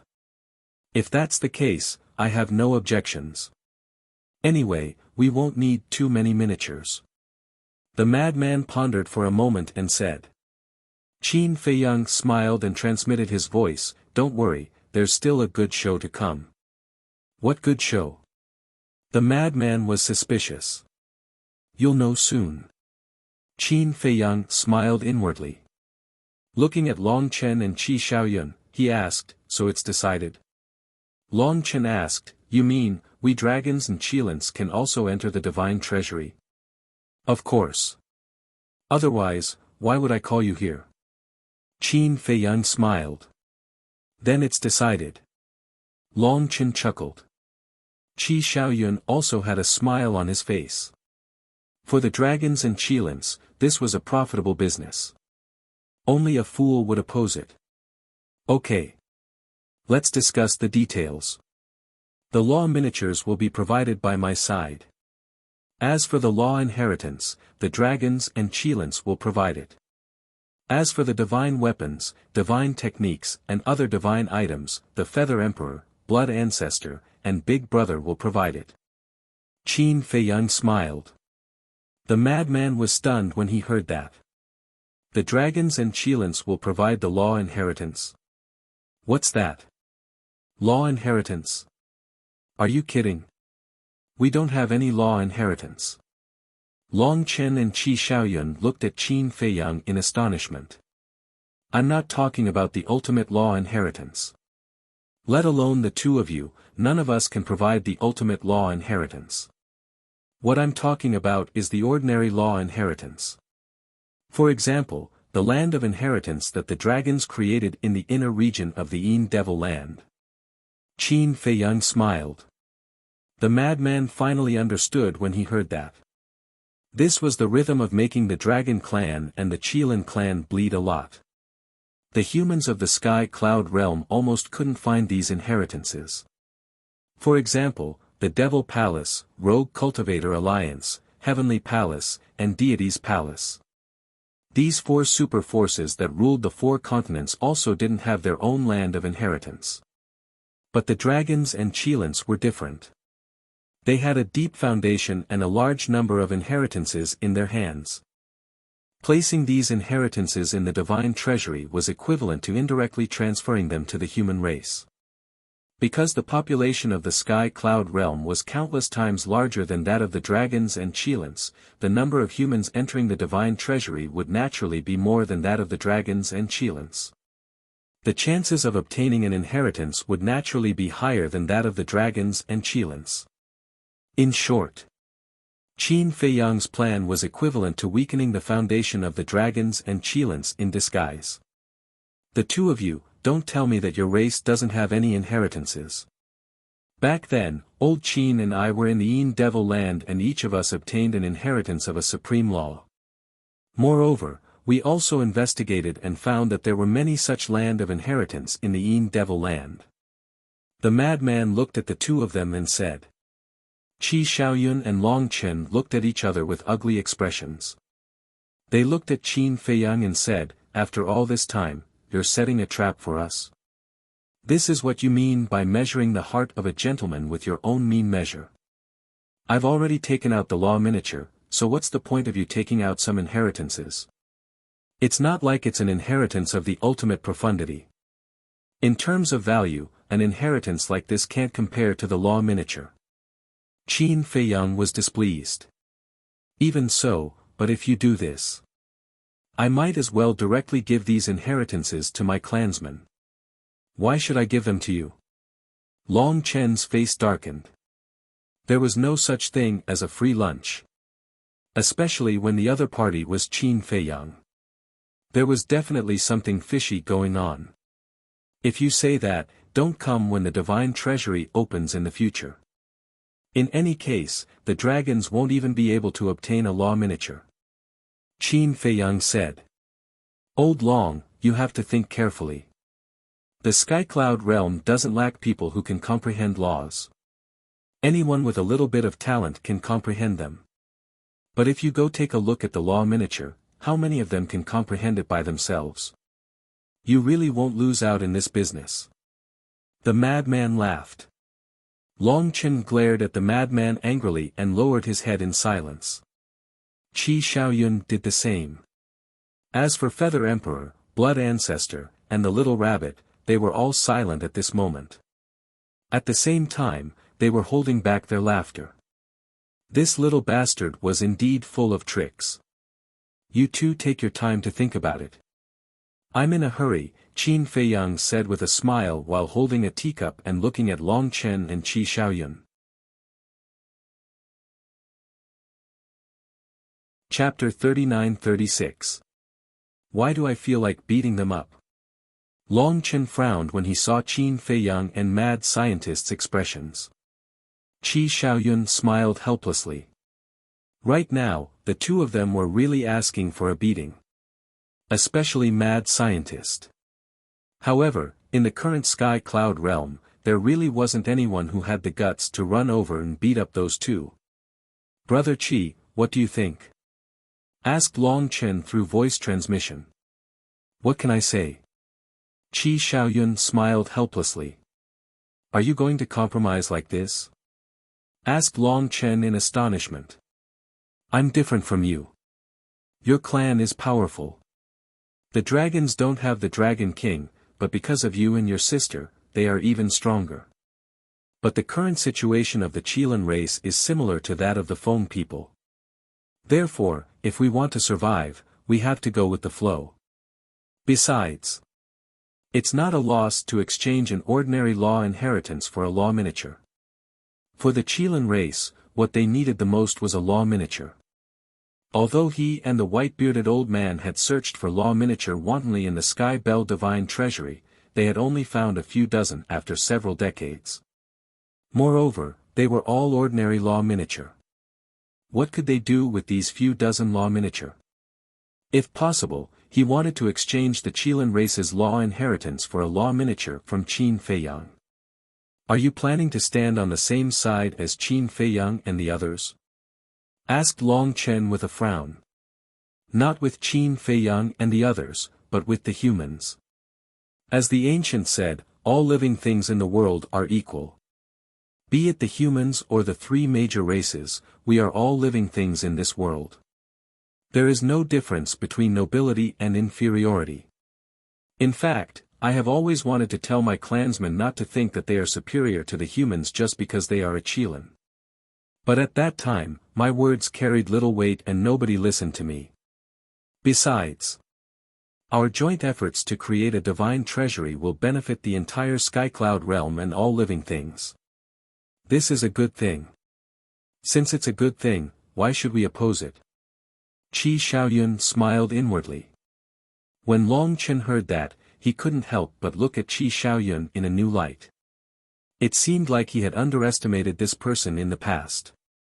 In the future, the Qilin race might rise to a higher level under this person's leadership. After weighing the matter, Qi looked at Qin Feiyang and said, I have no objections. Qin Feiyang and Madman looked at each other and smiled. They both looked at Long Chen, waiting for him to make a decision. If I don't agree now, I'll look like I don't like the others. Long Chen bitterly smiled. Don't make things difficult for yourself. It's all voluntary. Said the madman. No. Long Chen fiercely glared at the madman. He then nodded to Qin Feiyang. I agree. But since the divine treasury was created by all of us, we have to set some rules. That's for sure. Qin Feiyang nodded. Where? Who will be in charge of such an important place? Managing a divine treasury isn't a trivial matter. Because we have to hand over the inheritance of laws and the epitome of laws to this person. This person must be someone we can trust. Moreover, this person must be selfless. Long Chen said. Everyone nodded. But to be honest, the person to manage the divine treasury was a problem that gave them a headache. Because first, this person had to be strong enough to deter all living things. Secondly, this person had to be responsible. Moreover, this person had to be someone who wasn't afraid of trouble. Because managing a divine treasury was a very troublesome matter. Qin Feiyang and the madman were definitely not interested. Especially Qin Feiyang. He was most afraid of trouble. Long Chen and Qi Xiaoyun probably weren't interested either. After all, they were busy cultivating. Only the blood ancestor, the feather emperor, and the little rabbit were left if they had to be strong and also have a guilty conscience.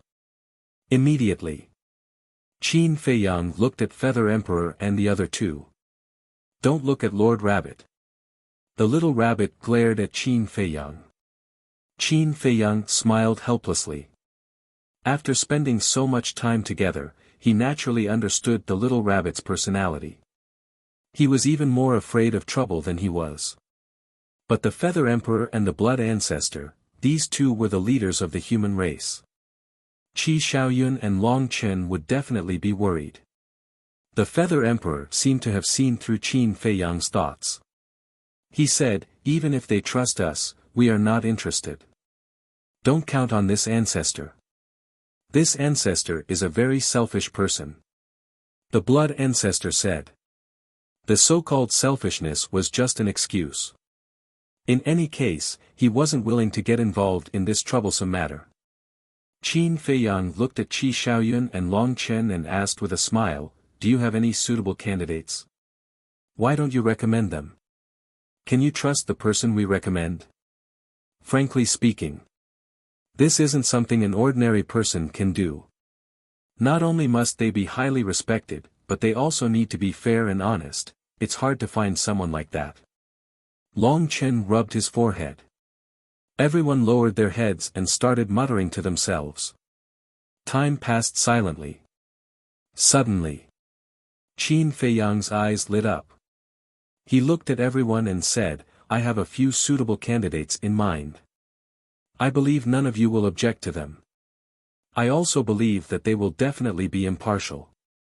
Who? Qi Xiaoyun and Long Chen raised their heads and looked at Qin Feiyang. The four guardian beasts. Qin Feiyang said. Qi Xiaoyun and Long Chen's eyes lit up when they heard that. They had long heard of the great names of the four great guardian beasts. Protecting the Sky Cloud realm was their responsibility. Moreover, the reason why the four great divine beasts were called guardian divine beasts was because they were highly respected and respected. Everything they did was admirable. Although the four guardian beasts were currently on the side of the human race, one had to know that they ultimately wanted to protect the Sky Cloud realm. If the dragons, the Feng people, and the Qilin race were like the human emperor in the past and prioritized protecting the world, they would definitely support the three races. This was the character of the four guardian beasts. They would support whoever loved and respected the common people. Long Chen smiled and said, if it's them, I definitely won't object. Qi Xiaoyun nodded. The four guardian beasts were absolutely trustworthy.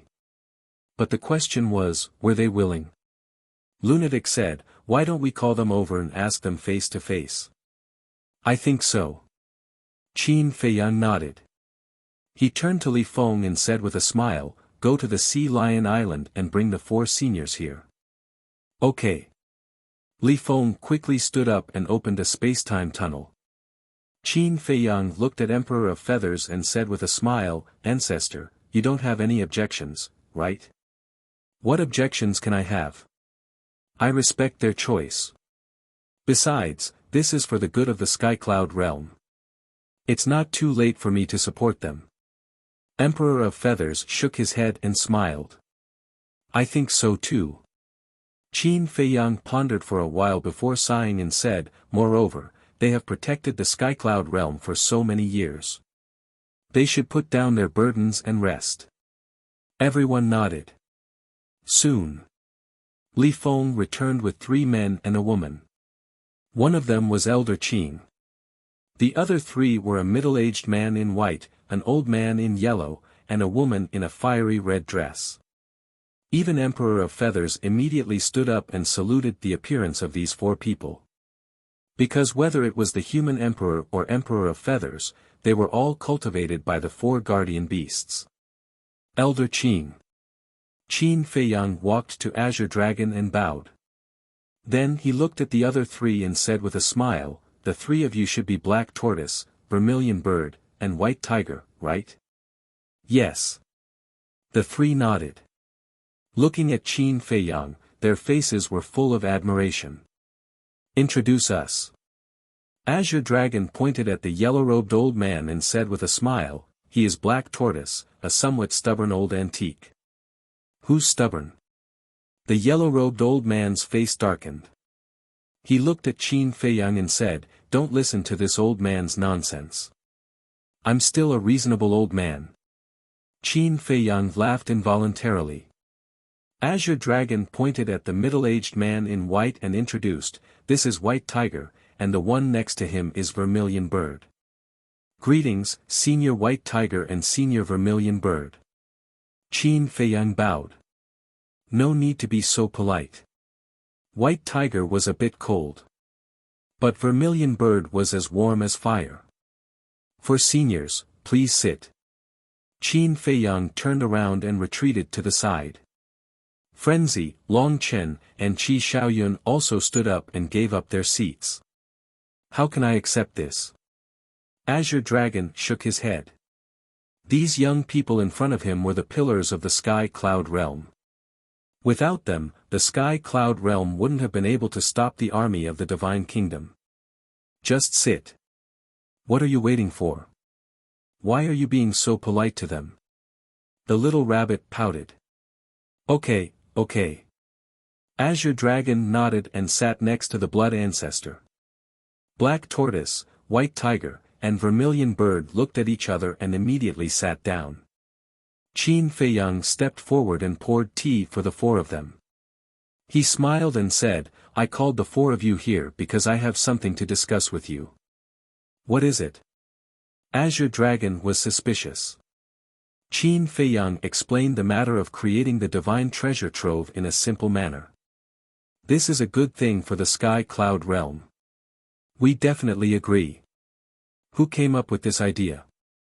The person who came up with this idea truly has the world in his heart. When the four heard this, they were immediately full of praise. Ahem. It was me. Qin Feiyang laughed dryly. He didn't expect to be praised as soon as he arrived. Not bad. Even the cold White Tiger couldn't help but reveal a trace of a smile. Madman said, the problem now is that we need someone to manage the divine treasure. Black Tortoise was taken aback when he heard this. He looked at Qin Feiyang and the others and said suspiciously, can't you manage it yourselves? Besides, you were the ones who created the divine treasure. Of course, you are more suitable to manage it. I told you that you don't know anything, but you didn't believe me. These young people have to cultivate while fighting against the divine kingdom. Do they have the energy to manage this troublesome matter? Azure Dragon looked at Black Tortoise unhappily. That's true. Black Tortoise nodded and smiled apologetically at Qin Feiyang and the others. We really don't have the energy to manage it. That's why we called the four of you here. Because managing the divine treasure is not a trivial matter. We need a person of virtue and prestige who can distinguish between public and private affairs to help manage it. So we discussed for a while and thought of the four of you. Qin Feiyang smiled. Us? The four of them were stunned. Yes. I think there is no one in the Sky Cloud Realm who is more respected and trustworthy than you. With you managing it, not only the human race is relieved, but the dragons and Qilins are also relieved. Qin Feiyang smiled. The four of them looked at each other. It turned out that there was a task for them. Chapter 39-37. What this junior means is that the four seniors should retire and have a good rest after guarding the Sky Cloud Realm for so many years. As for managing the divine treasury, it may be a little cumbersome, but it's definitely something meaningful. Qin Feiyang persuaded. Feiyang, you don't have to persuade us. In fact, we know in our hearts that with our little strength, we can't play any role in the face of the divine kingdom. Azure Dragon shook his head and sighed. This junior doesn't mean that. Qin Feiyang hurriedly said. I know. After spending so much time with you in the Sky Bell Divine Treasury, this old man still doesn't understand you. But it's undeniable that we are indeed old and useless now. In the future, we will be the stage for you young people. Fortunately, we have you. Otherwise, we really don't know how to face the Divine Kingdom's army. Azure Dragon smiled slightly. This is what we should do. Qin Feiyang nodded. With your words, this old man won't refuse your invitation. Azure Dragon was delighted. Looking at White Tiger, Vermilion Bird, and Black Tortoise, he smiled and said, what about the three of you? Black Tortoise laughed and said, since they trust us so much and can benefit the world, how can we refuse? All right.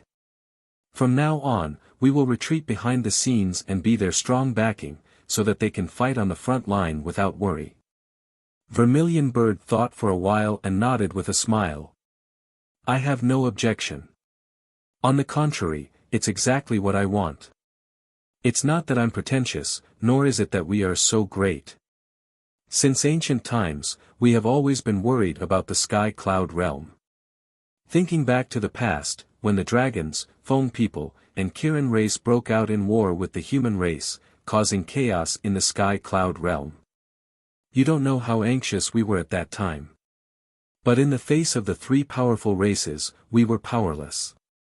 We went to persuade them more than once, but none of the three races put us in their eyes. In the end, we had no choice but to stand on the side of the human race. To be honest, we have long been exhausted. Now, we can finally unload this heavy burden and be free. For me, it's really a good thing. The most important thing is that the great races are now united against the outside world, making us feel gratified. White Tiger smiled. A complicated expression appeared on Qi Xiaoyun's face when he heard that. He bowed and said, Seniors, I apologize on behalf of the Qilin race. Azure Dragon smiled and said, it is the Qilin race's fortune to have a young man like you. Senior, you flatter me. Qi Xiaoyun hurriedly waved his hand. Then it's settled. We will manage the divine treasures. We will definitely live up to your trust. The Black Tortoise said hoarsely. Qin Feiyang and the others looked at each other and smiled. They had finally decided on the management candidate. Madman said, then let's discuss, where is the divine treasury located? Qin Feiyang scanned the surrounding sea and said, how about we build it in the Heavenly Cloud Sea? Built in the Heavenly Cloud Ocean. Are you trying to cause chaos in my Heavenly Cloud Sea? The little rabbit said angrily. The Heavenly Cloud Sea is located at the center of the Heavenly Cloud realm. Moreover, there are countless sea beasts in the Heavenly Cloud Sea. It can also serve as a natural barrier for everyone to train. Personally, I think it's a good idea. Qin Feiyang smiled faintly. Scram. The little rabbit glared at him.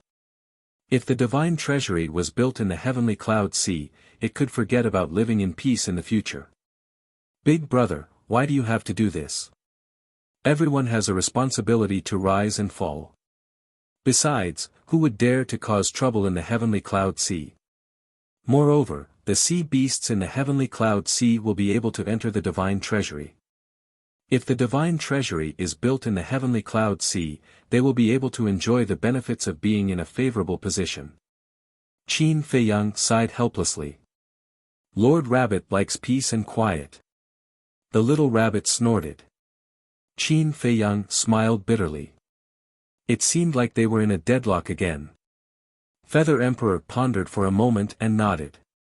The Heavenly Cloud Sea is indeed the most ideal location because not every creature has the law of time or a space-time teleportation divine tool. If the divine treasury is built in another continent, it won't be convenient for the creatures of the other three continents to rush over. Blood Ancestor nodded. He glanced at the little rabbit and said, how about this, let's vote by a show of hands. The minority obeys the majority. Okay. Everyone nodded. Blood Ancestor chuckled. Those who agree to build the divine treasury in the heavenly cloud sea, raise your hand. As his voice fell, except for the little rabbit, everyone raised their hands one after another. Big brother, did you see that? This is the will of the people. Madman grinned. You, the little rabbit glared at the group of people angrily. Enough.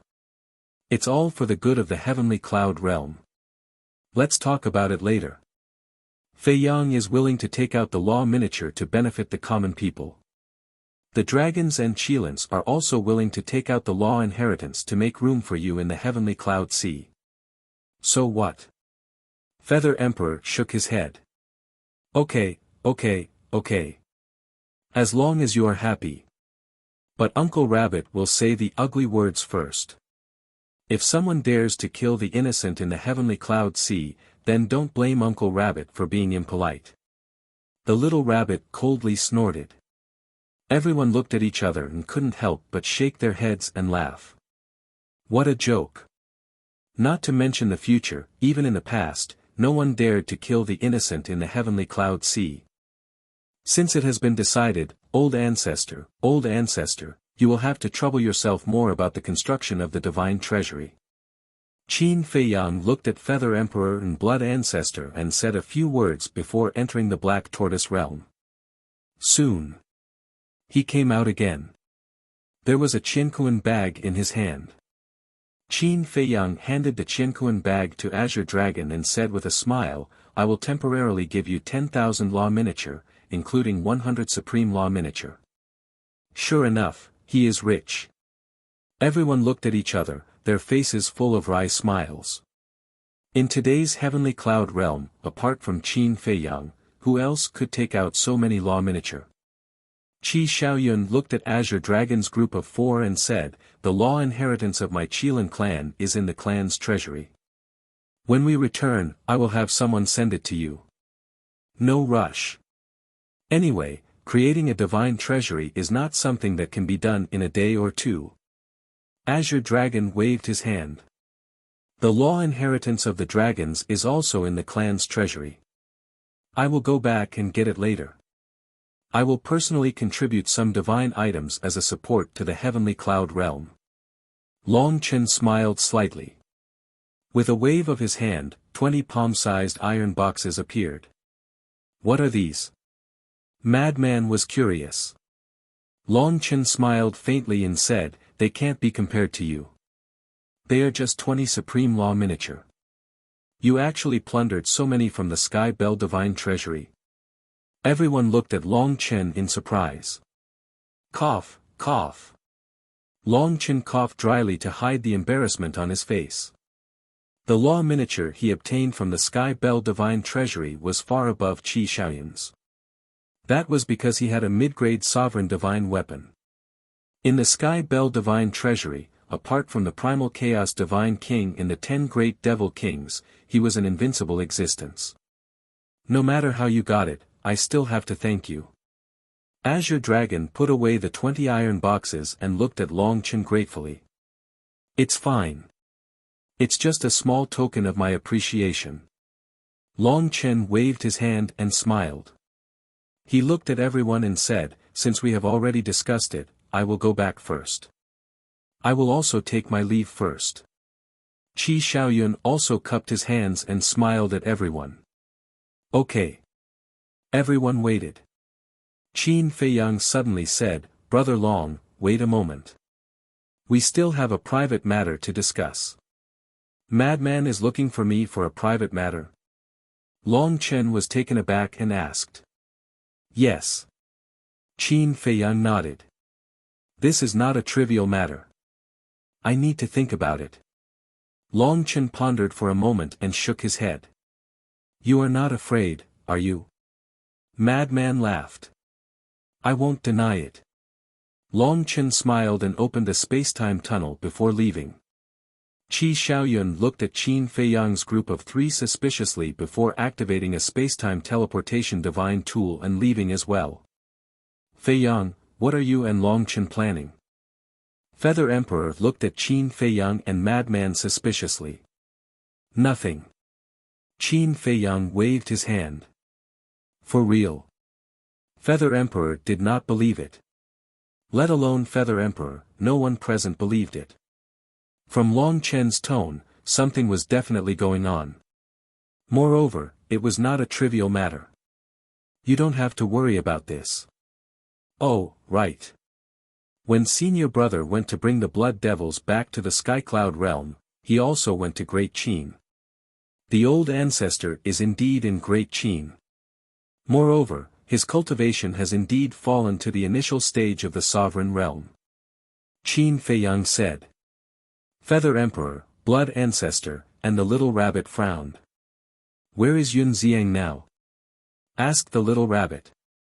The Black Tortoise Realm, an inheritance fused with 3 ultimate profundities. Qin Feiyang said. Blood Ancestor sighed, in that case, it is very likely that he is the reincarnation of the human emperor. What? Xiang is the reincarnation of the human emperor? The 4 divine beasts were shocked.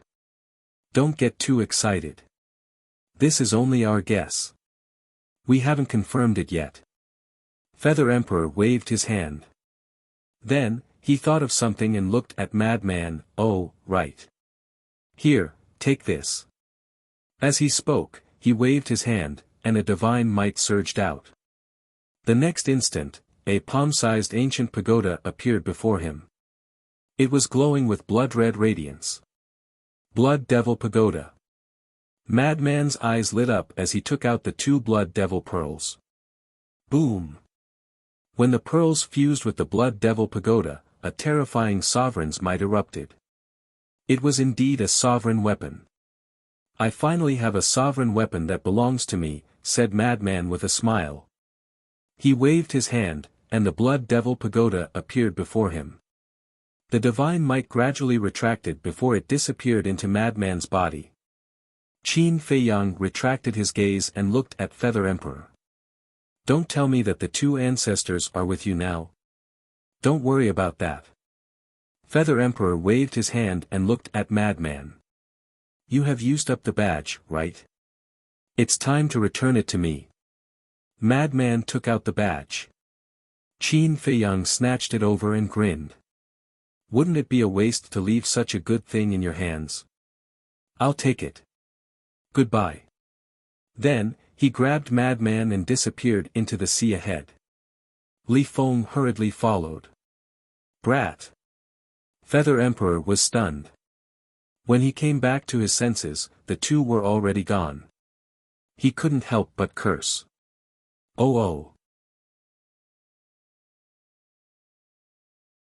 Chapter 39-38.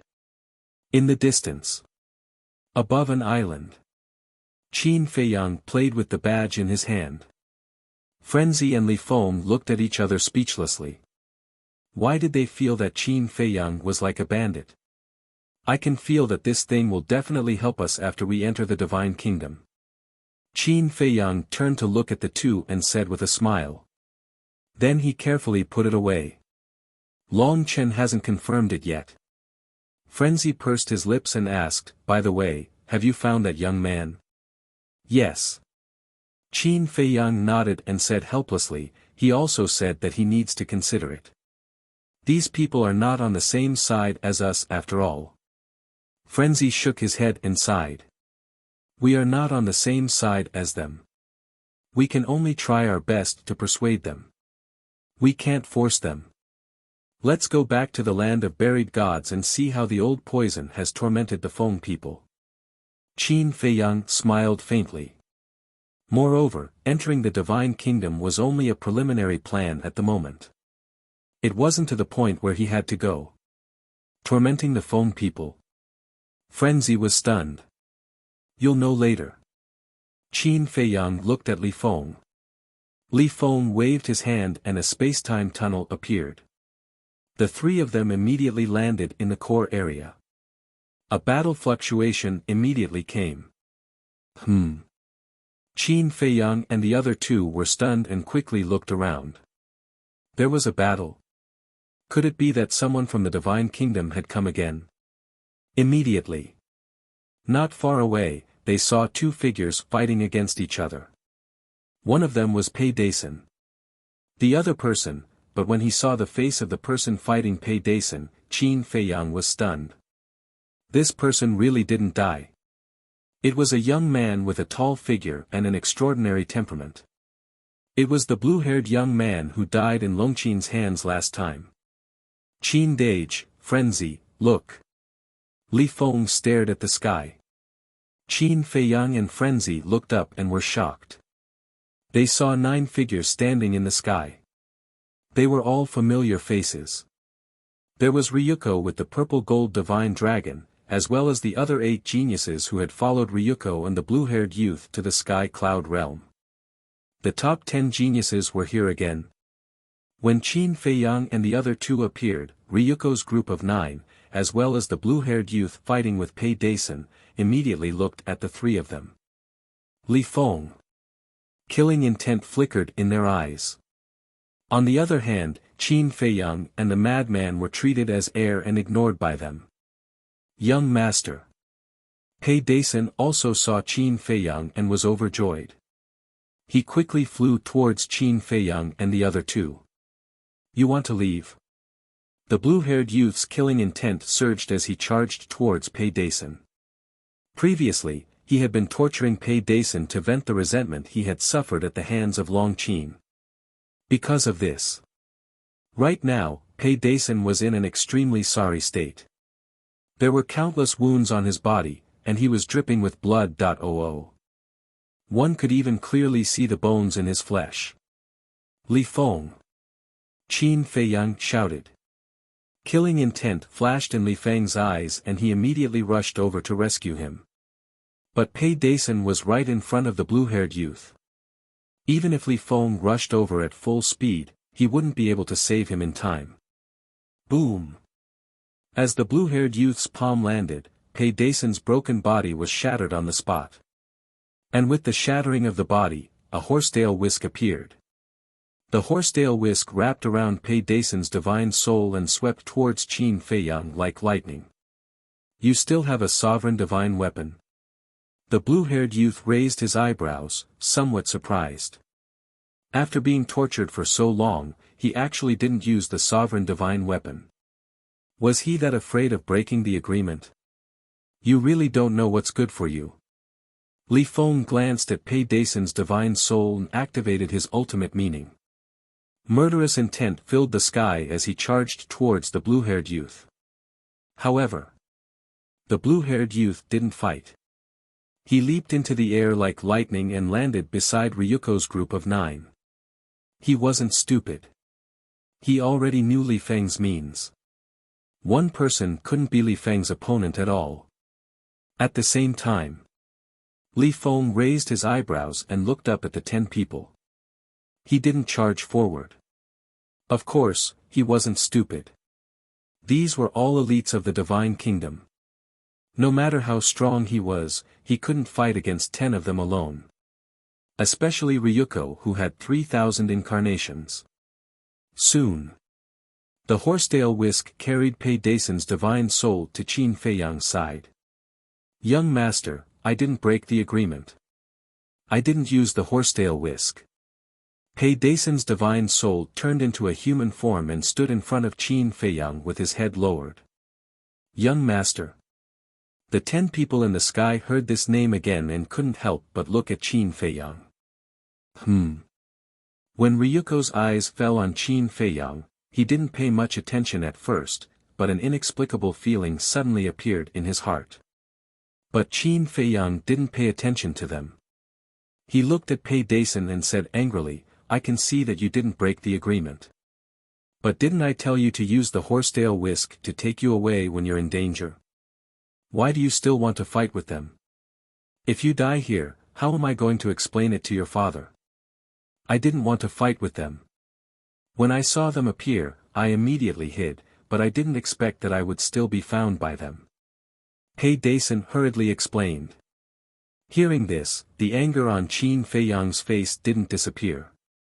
Instead, it became even more intense. He said in a deep voice, how long did he torture you? About 500 to 600 seconds. Pei Dason said truthfully. 500 to 600 seconds, Qin Feiyang murmured and slowly clenched his hands.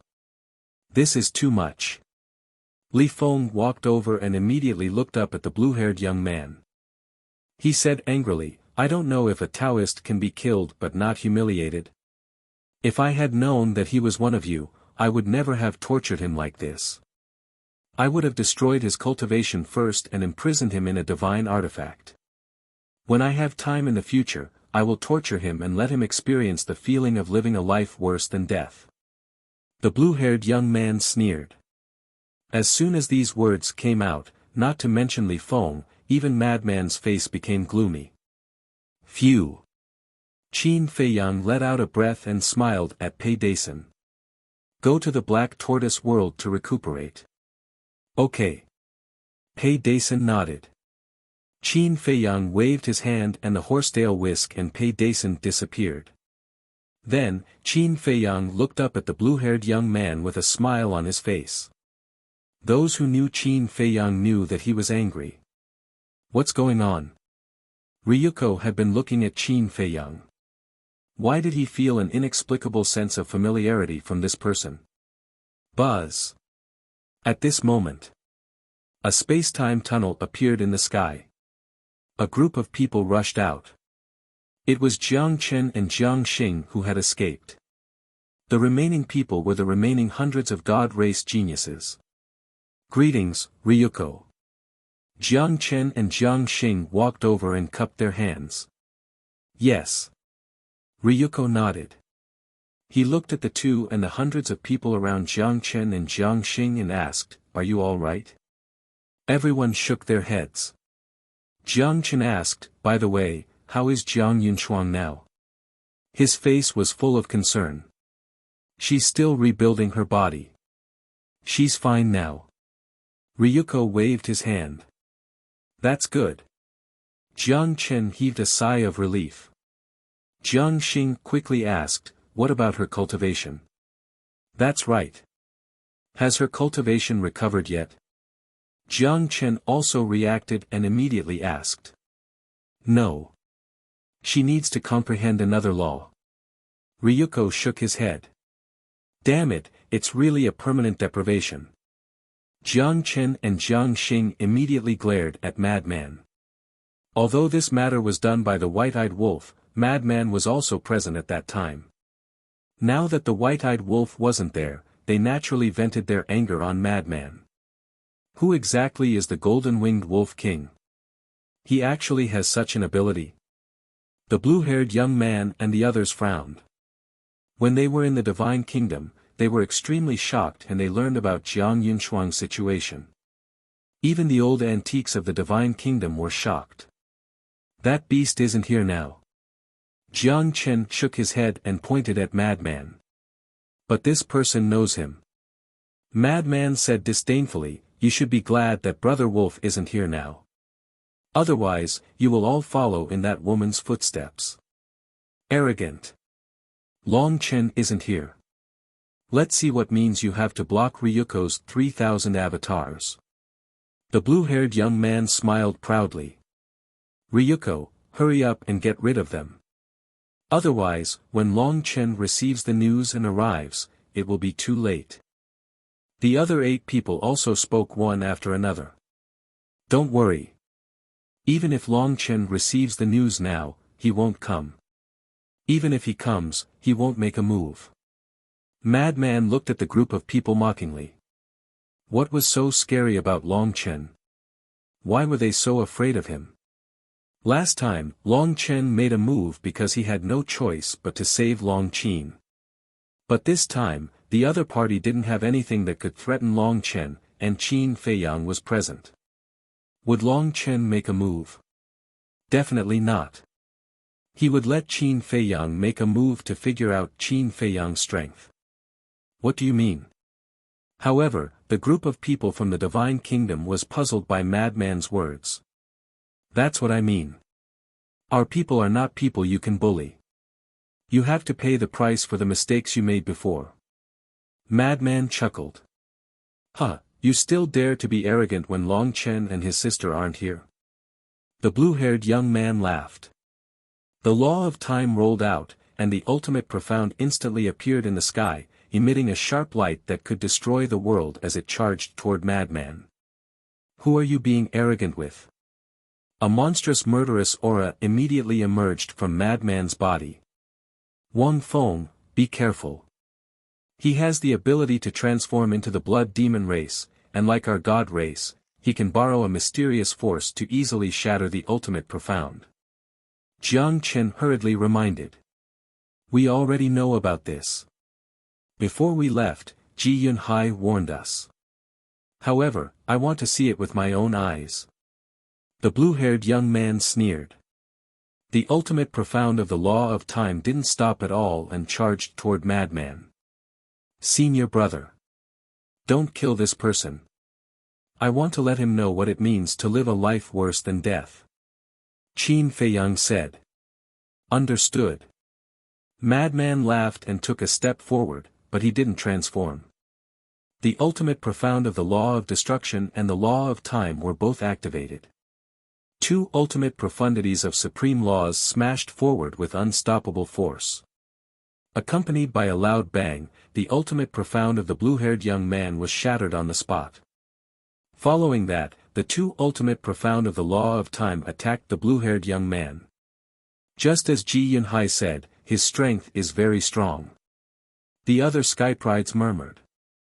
However, when they looked at Ryuko, they found that Ryuko was staring at Qin Feiyang. What's going on?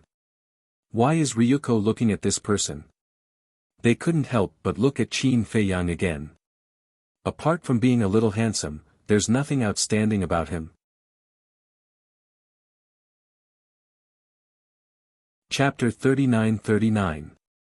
What are you still looking at? Come and help. The blue-haired youth shouted anxiously. What was there to look at for a nobody? This madman was the main point. Jiang Chen and Jiang Xing were the first to react. They hated the madman to the bone. Because back then in the demon palace, the madman alone had forced them to flee in a sorry state under the watchful eyes of the crowd. To them, this was undoubtedly a great humiliation.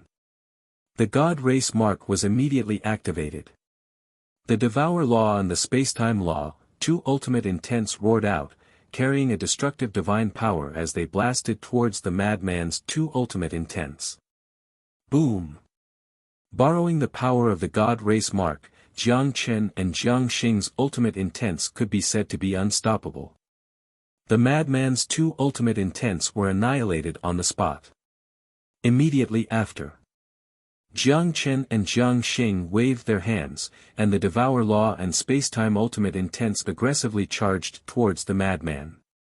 Looks like the lesson I taught you last time wasn't enough. The madman smiled sinisterly. In just an instant, he turned into a 10,000-foot tall giant.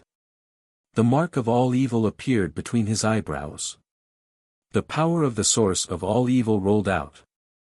As he took a step forward, the world here immediately began to collapse. The space-time law and destruction law surged, and as they merged with the source of all evil, the two ultimate intents once again appeared, emitting a divine power that soared to another level. Boom! Accompanied by a loud explosion, the four ultimate intents collided, and a destructive aura swept out in all directions like a tide. They were completely evenly matched. Ryuko's gaze finally moved away from Qin Feiyang and landed on the madman's forehead, a trace of surprise appearing on his face. What kind of mark is this? It actually has such a terrifying divine power. The reason why the God Race of the Divine Kingdom was powerful was precisely because of the God Race mark. It could be said that without the 3,000 incarnations, the purple-gold divine dragon clan would have to submit to the God Race. But now, in a small place like this, there was someone who had the same method. Although the marks were different, the effect was the same. The most important thing. This kind of mark had never been heard of before. Watch how I trample on you so-called prodigies today. The madman laughed wildly. He threw a punch. Not good. Jiang Chen and Jiang Xing's expressions changed. That's right. It wasn't just this person's law intent. Even this person's physical body possessed a power that surpassed ultimate intent. Back in the demonic palace, this was how they were defeated by a lunatic. Rumble, true enough. The scene that happened in the demon hall back then was happening again. Two ultimate profound meanings, coupled with the madman's powerful physical body and strength, immediately showed a scene of destruction. Jiang Chen and the other man's ultimate intent shattered. Following closely, the madman leaped into the sky. His body was like a demon god as he slammed his palm toward Ryuko and the others. Attack now! The blue-haired youth shouted. Boom! In an instant. Apart from Ryuko, the other 8 geniuses immediately activated their ultimates. Each of them had mastered an ultimate profundity of an ultimate law. This kind of strength, in the sky cloud realm, was already enough to sweep across all directions. However, at this moment, facing a madman, they were physically and mentally weak. 9 ultimate profound meanings of the ultimate laws and 18 ultimate profound meanings of ordinary laws were like a torrent, continuously bombarding the madman's giant hand. However, the scene that appeared was like a group of ants standing at the foot of an elephant. The madman just slammed his palm down and the ultimate profound meanings were constantly shattered like fragile dead wood. This, the blue-haired youth and the other 8 were dumbfounded. At this moment, they just realized. The madman's imprint was completely different from the god race's divine seal. Because the god race's imprint could only increase the strength of one's law intent, it couldn't increase the strength of the physical body. But the madman's imprint could not only increase the strength of one's law intent, but it could also increase the strength of the physical body. With this imprint, whether it was the madman's law intent or physical body, he could crush the ultimate profound meanings of the ultimate laws. It was simply invulnerable. In other words, the madman's imprint was even more powerful than the god race's divine seal.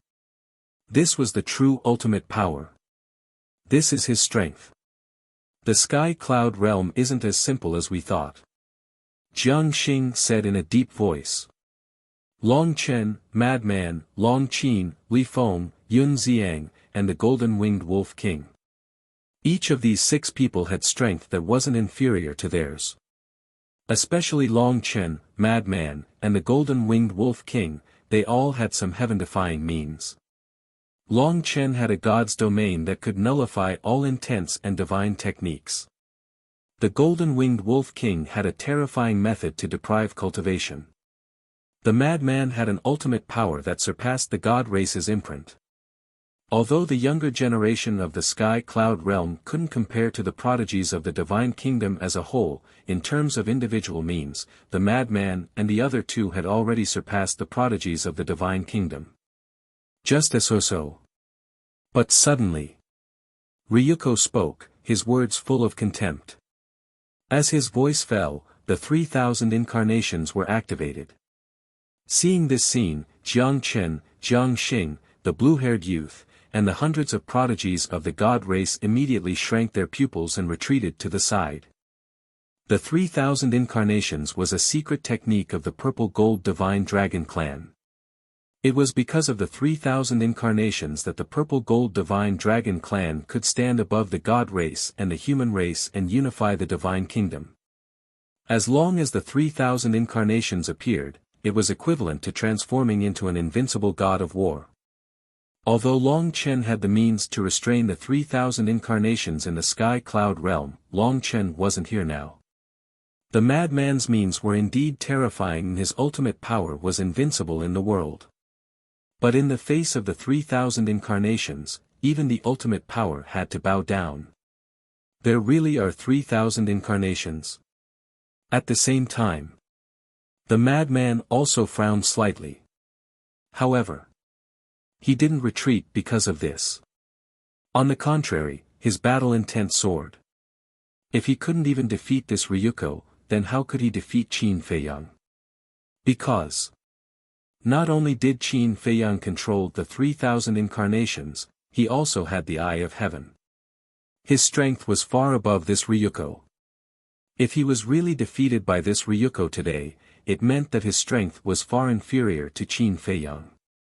Although they were brothers who had gone through life and death together, he didn't want to lose to Qin Feiyang. Therefore, he must win this battle. Only then could he prove that he wasn't weaker than Qin Feiyang. Therefore, when he saw Ryuko activate the 3,000 incarnations, he also decisively activated his battle soul, Blood Eye. As the Blood Eye swept over, not only Ryuko, but even the 3,000 incarnations were petrified from head to toe. Then, the madman didn't hesitate at all and slammed his palm towards Ryuko and the 3,000 incarnations. Because a battle at this level was constantly changing, the slightest negligence could give the other party a chance to turn the tables. In other words, he couldn't give the other party any chance. What? Seeing this scene, Jiang Chen and the blue-haired youth's eyes suddenly widened and their faces were filled with disbelief. Petrification? What kind of method was this? Especially Jiang Chen and Jiang Xing. When they fought with the madman in the demonic palace last time, they didn't see the madman use this method. Even a peak dominator who had mastered the ultimate meaning could be petrified. What kind of joke was this? Jiang Xing shouted, "Ryuko, don't look at his eyes." Ryuko was also shocked. Hearing Jiang Xing's reminder, he quickly avoided the madman's blood eye. The 3,000 incarnations did the same. However, the petrification on their bodies didn't disappear because they avoided the blood eye. In fact, they were still petrified. How could this be? Jiang Xing was also stunned. In this situation, logically speaking, as long as they avoided the other party's eyes, they could avoid being petrified. But why didn't it work? You think you'll be fine if you don't look at the blood eye? Qin Feiyang shook his head. How naive. This was the most terrifying part of the blood eye. The petrification didn't depend on whether you looked at the blood eye or not, but whether the blood eye looked at you. As long as the blood eye stared at you, no matter how you tried to avoid it, you would be petrified. In the blink of an eye, Ryuko and the 3,000 incarnations' heads were almost petrified. However, facing an existence of this level, the petrification speed was still too slow. If they could be petrified instantly, even if they had 3,000 incarnations, it would be meaningless. But only living beings below the Dominator realm could be petrified instantly. This was the disadvantage of the battle soul. Like the eye of heaven, it also needed a long time to replicate the ultimate meaning. And a battle of this level was a race against time. In short, speed determined everything. If they couldn't be petrified instantly, the other party would have a chance to reverse the situation. After all, powerhouses who had reached this level all had rich combat experience and outstanding adaptability. And this was Madman's previous concern.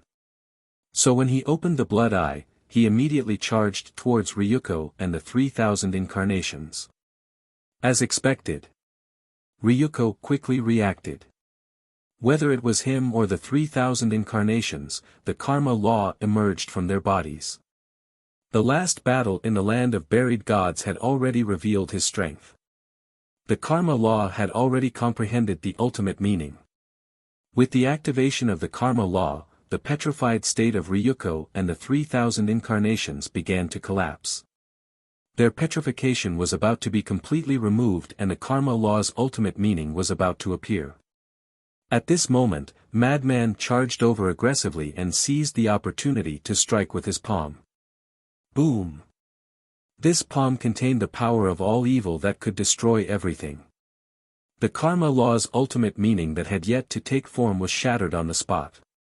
Immediately after, the 3,000 incarnations were also shattered under Madman's giant palm. Ryuko also screamed miserably as his body was torn apart and dripping with blood. Like a meteorite, he smashed towards the ground below. There was a loud bang. Just as Ryuko smashed into the ground, his torn body shattered on the spot and even his divine soul suffered a fatal injury. How is this possible? This scene left the blue-haired young man and his group dumbfounded. Ryuko, who had 3,000 incarnations, was actually not a match for this person. This must be a dream. This person, not only had such ultimate power, but he also had the ability to petrify. And this petrification was unavoidable. What kind of monster was this? You're tuning into the Han Lee's Wuxia Chronicles YouTube channel. We're so grateful for your support, and don't forget to subscribe to join us on this incredible journey through captivating stories. Your generosity through donations truly makes a world of difference, as it's the primary source of revenue that allows me to expand and enhance this channel for you. Thank you from the bottom of my heart for being a part of this adventure.